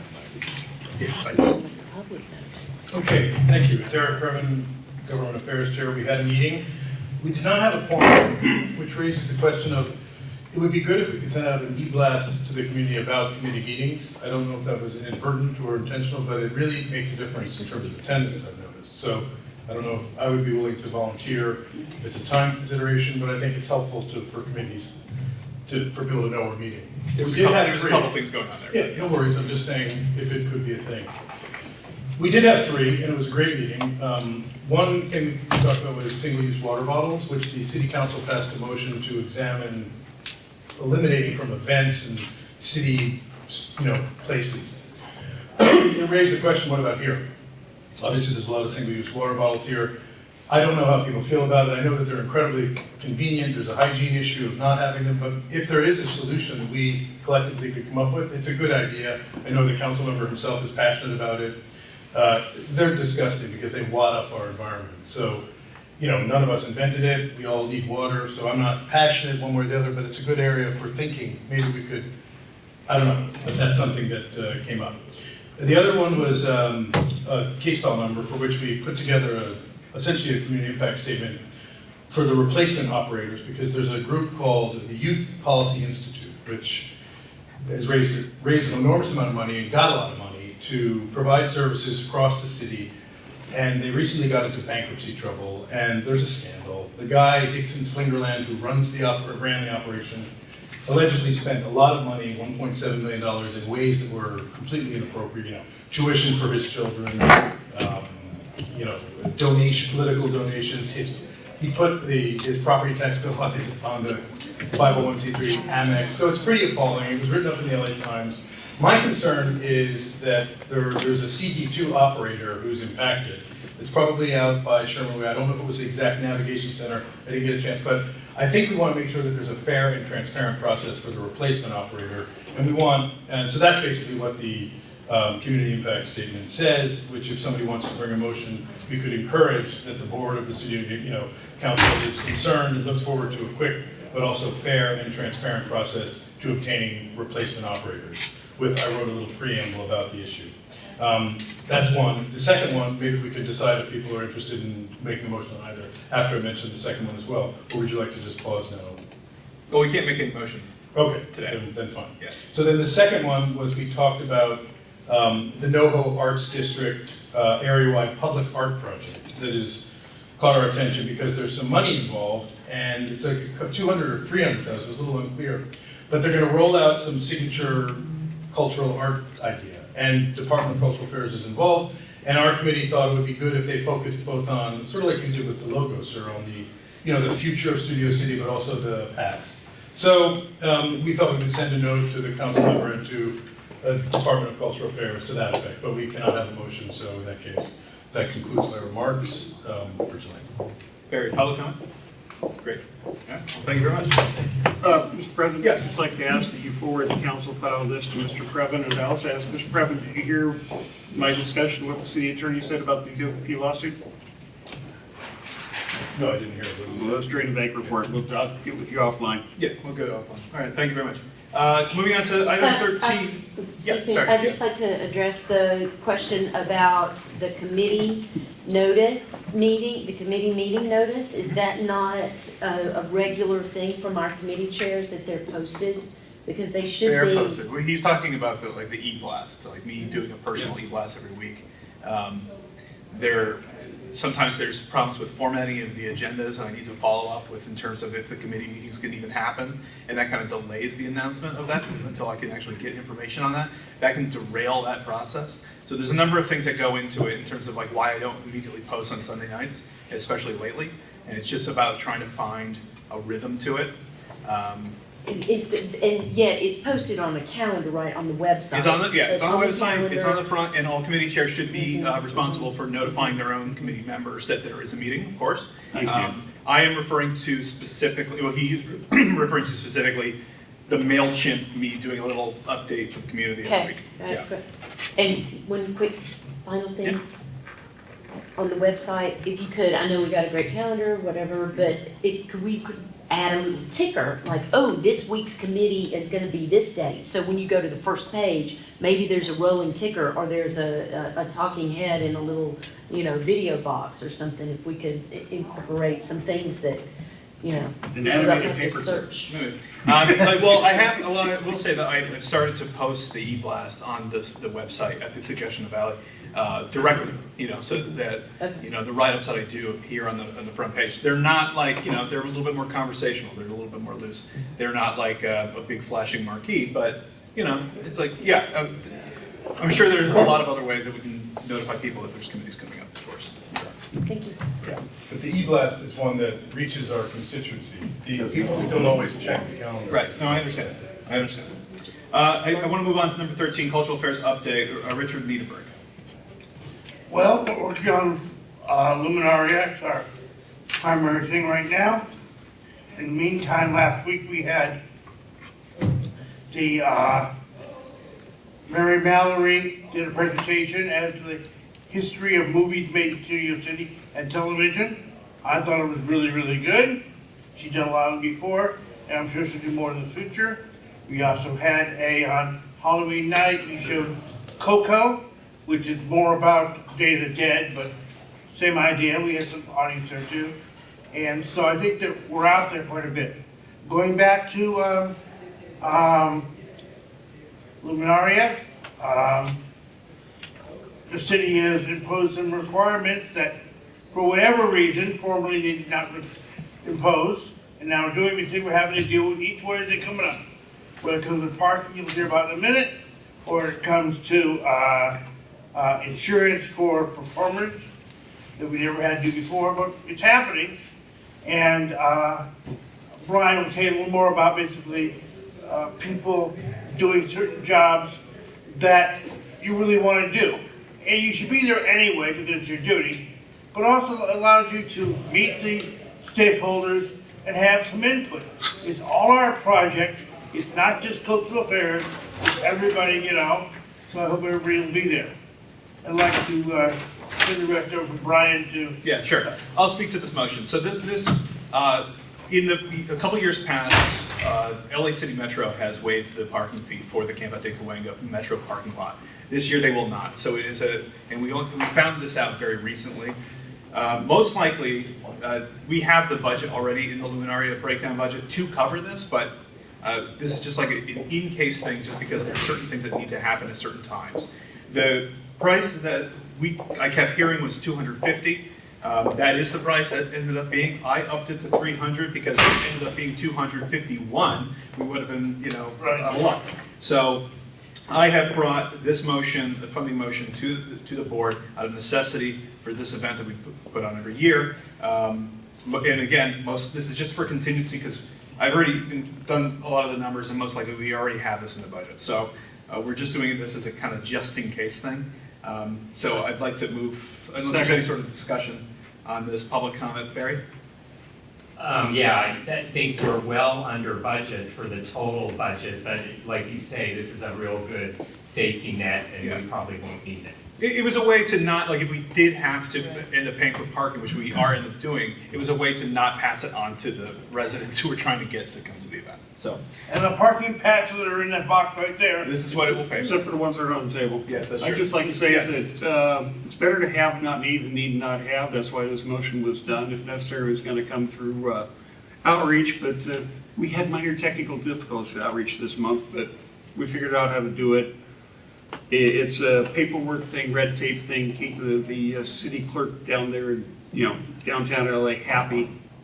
It's basically administrative. It's money we've already said we were going to spend. This is just so they can't go no at the very last second. Do you have a question?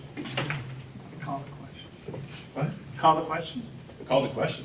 I mean, the, Read the motion. read the Call motion. Yeah, I'm gonna read the motion, I'm gonna move to a vote.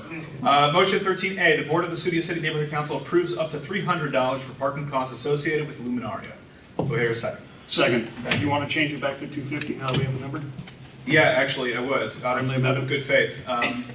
Any sort, without objection, I'm going to lower the amount to 250. Just out of a sign of good faith on this. You All can do right. a range from 250 up to 300. We got an email from somebody at Metro. We got the official quote for it, so that's why. I wasn't sure at the time if it was just like an estimation, and I didn't want to risk it. And I believe it has to be really dead on accurate, right, for the treasury? We have the number, we have the name to go on the check, we have the address to mail it to, we have the Metro form to fill out that Mr. Rosner will get as a copy to go to the city clerk's office. So everything's been busted and splashed. Yeah. All right, I'm gonna go, roll call, please. Richard Adams. Yes. Brian. Yes. Michael. Randy. Yes. Alex. Yes. Verduka. Yes. Lisa. Yes. Richard N. Yes. Jesse. Yes. Rick. Yes. Lana. Yes. Alexa. Yes. Adam. Not here. Tony, yes, and Joseph. Yes. Great, motion passes. Moving on to Outreach Committee update, Richard Adams. That would be me. Yeah. Alrighty, we have been busy. And Ollie has gotten a lot done despite my best efforts, so I really want to thank her for everything she's done. I still owe her a few things.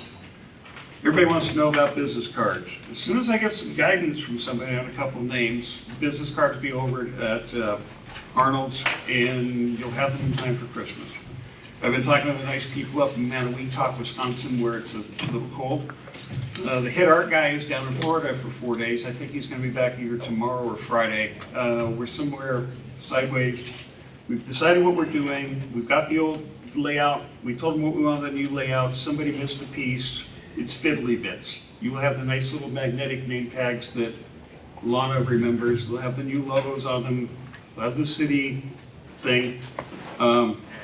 Same with, we're doing volunteer buttons.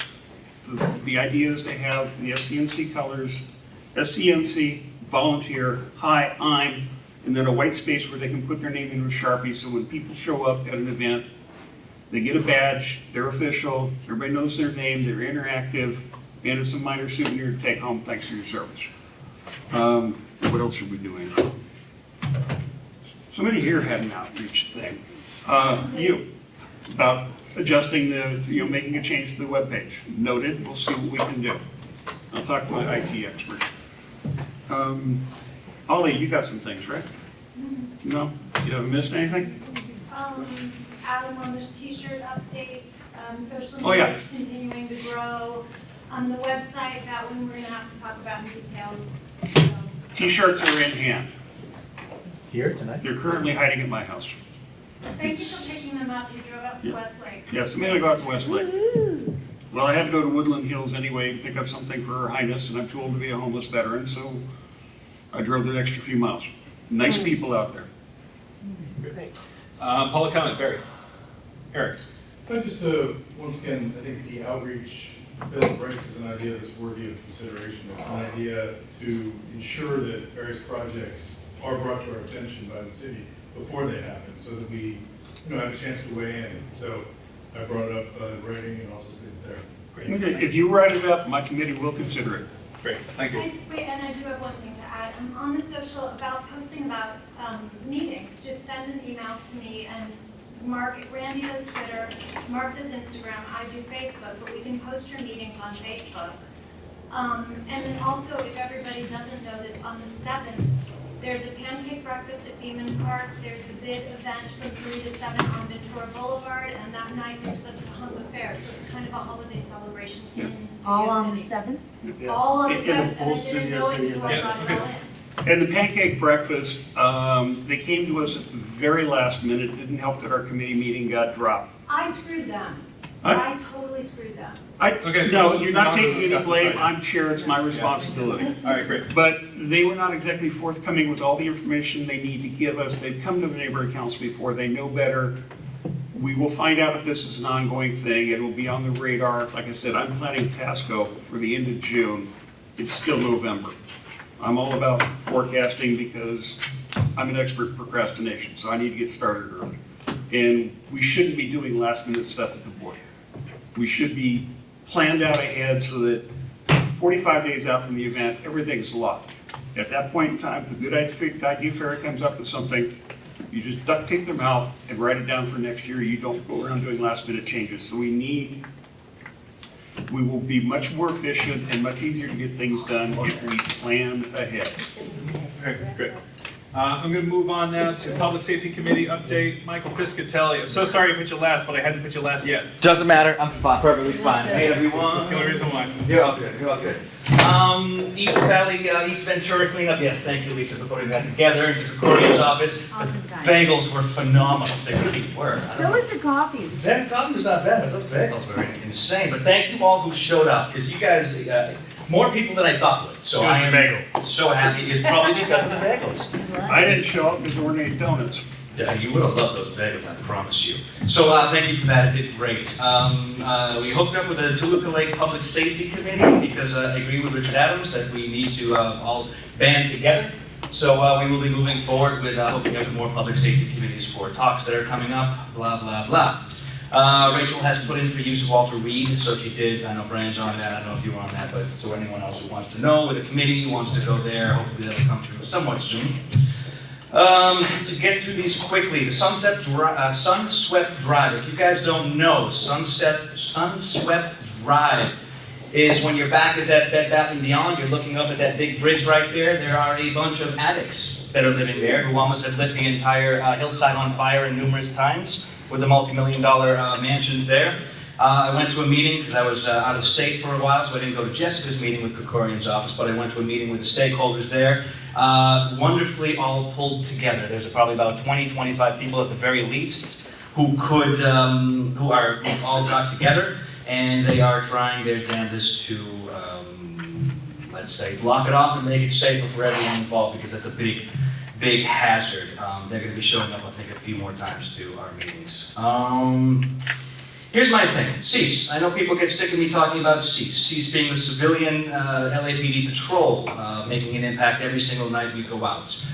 Rachel, one of the newest members, did hook up with us. I took her out, and as we had some black and white surrounding us, we caught somebody who's wanted on $20,000 worth of bonds out of LAX, as well as Burbank as well. This is a violent offender. This is a violent homeless offender. And we let him go. We let him go. So he's now back on the LA Watch. He's back living there as a violent offender. Why did we let him go is the question that everybody has in their mind right now. It's kind of the theme of the night. Expanding 5150 is the theme. Props 47 and 57, that's ultimately where we lay for this one. The effort it would take, and Andrew Silver said it perfectly through his motion, the effort it would take and the officer it would take off the street to put this person away would mean that this person would only be away from, I think we caught him at 8 p.m., 9 p.m., because things happen at night, and he'd be out by 3 a.m.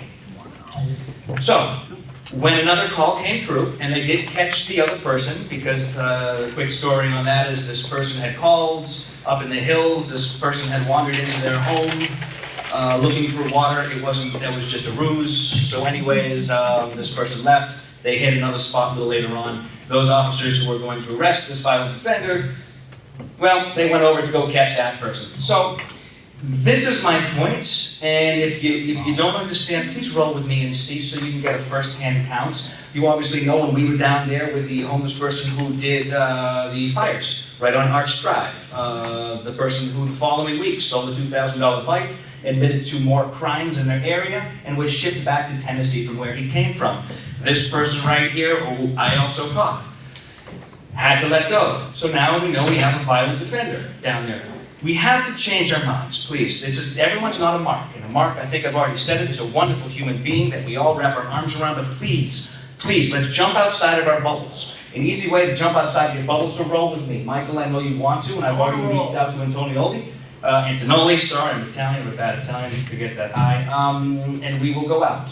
okay? Because you'll be able to see what's specifically in our area here. And I'm not talking about the rest of it, but we need to focus on what is here, and I focus on the crime aspect, the public safety aspect, and I believe that's a big deal, and I hope everyone else here will as well. Let's help those and have compassion for those who need it, but then let's lay down the law for those who don't want to be in here. That is where I lay. So, that is cease, and that's where we're at with that. We were not having a meeting this last 2 weeks ago, whatever. We'll be back on December 12th. Public comments, Barry. Public comments. Eric. Oh, yeah. Yes. Can I have one question? Yeah. Yes. I heard that now that, like, when people want to eat, they just go out to Starbucks and steal, like, sandwiches from the tabletops. I mean, that's kind of a good solution, I think. I mean, if the company's willing to accept it, isn't that a good way to feed our homeless? Sure. The way I can Just speak to stand on the that street. is by every time we're out, Serious, though. we generally have calls for people who lock themselves in the bathrooms there.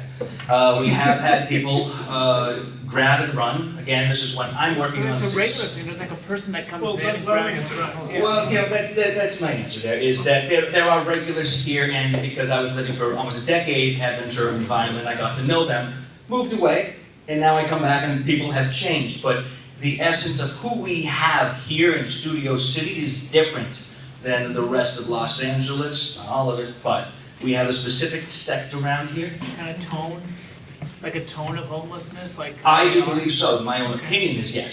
So every And I can speak a little more upfront than someone like Sean can, or anyone else can. Yeah. Nothing to do about a similar deal where people just walk into CVS and walk out with stuff and employees can't stop them because of liability? There's a couple of things. That's Prop 4757, which means that, you know, if they steal up to $950. If they steal $949, well, you're home free. And that's what they know, and that's what they do. They mean any criminals.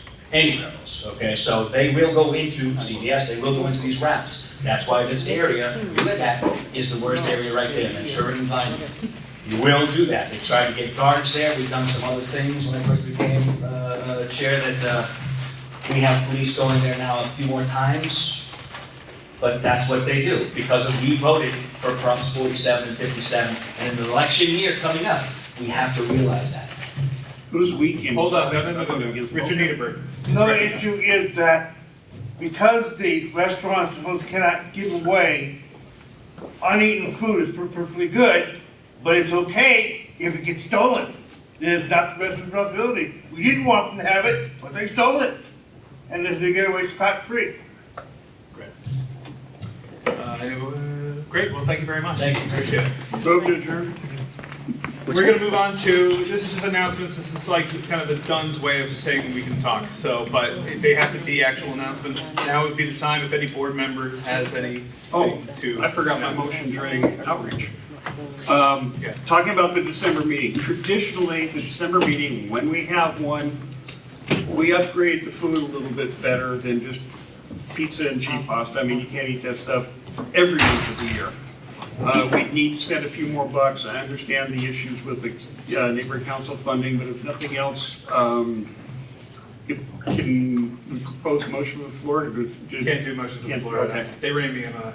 Yeah, because, you know, the thing would be, is we would need to declare the December meeting to be an event. And this is something I started to pursue with Dunn, and they were like, no habla inglés, we don't understand what you said. Not that anybody involved was a Spanish speaker, so don't get mad at me. It was just, I wrote clear, concise English, and it was, so. Okay, we're getting, Anyway, this is not. no, but long story short, we need, if you, ladies and gentlemen, want to have a December meeting, if you want to celebrate the holiday, maybe have a little bit better food for the stakeholders to show up, you know, not better per se, but just, you know, slightly upgraded, different. You know, we're still not serving a full meal, which fits into VNC funding requirements. We need to figure it out, even if it means having a special board meeting to declare that. Okay, Alex. Yeah, and that's a great idea if we are gonna have one, but we do typically have them, typically we don't have them. Many people are out of town and they're not really visited by that many participants. So it could be a time to say, you know what, everyone, Merry Christmas, Happy Holidays. We're not Find out. gonna. Yeah, any other announcements? Just an idea. All right, yes, yes. I need to get my CBS security badge, if you can set me up for that, don't you? Good luck, Follow Ollie. You should be. the- We don't Yeah. have it. Well, I'll talk to you. yeah, I'll talk can to you we- offline about getting it. These are all stuff to be done, handled offline. So with that, I move to adjourn. Thanks. Thank you, everyone.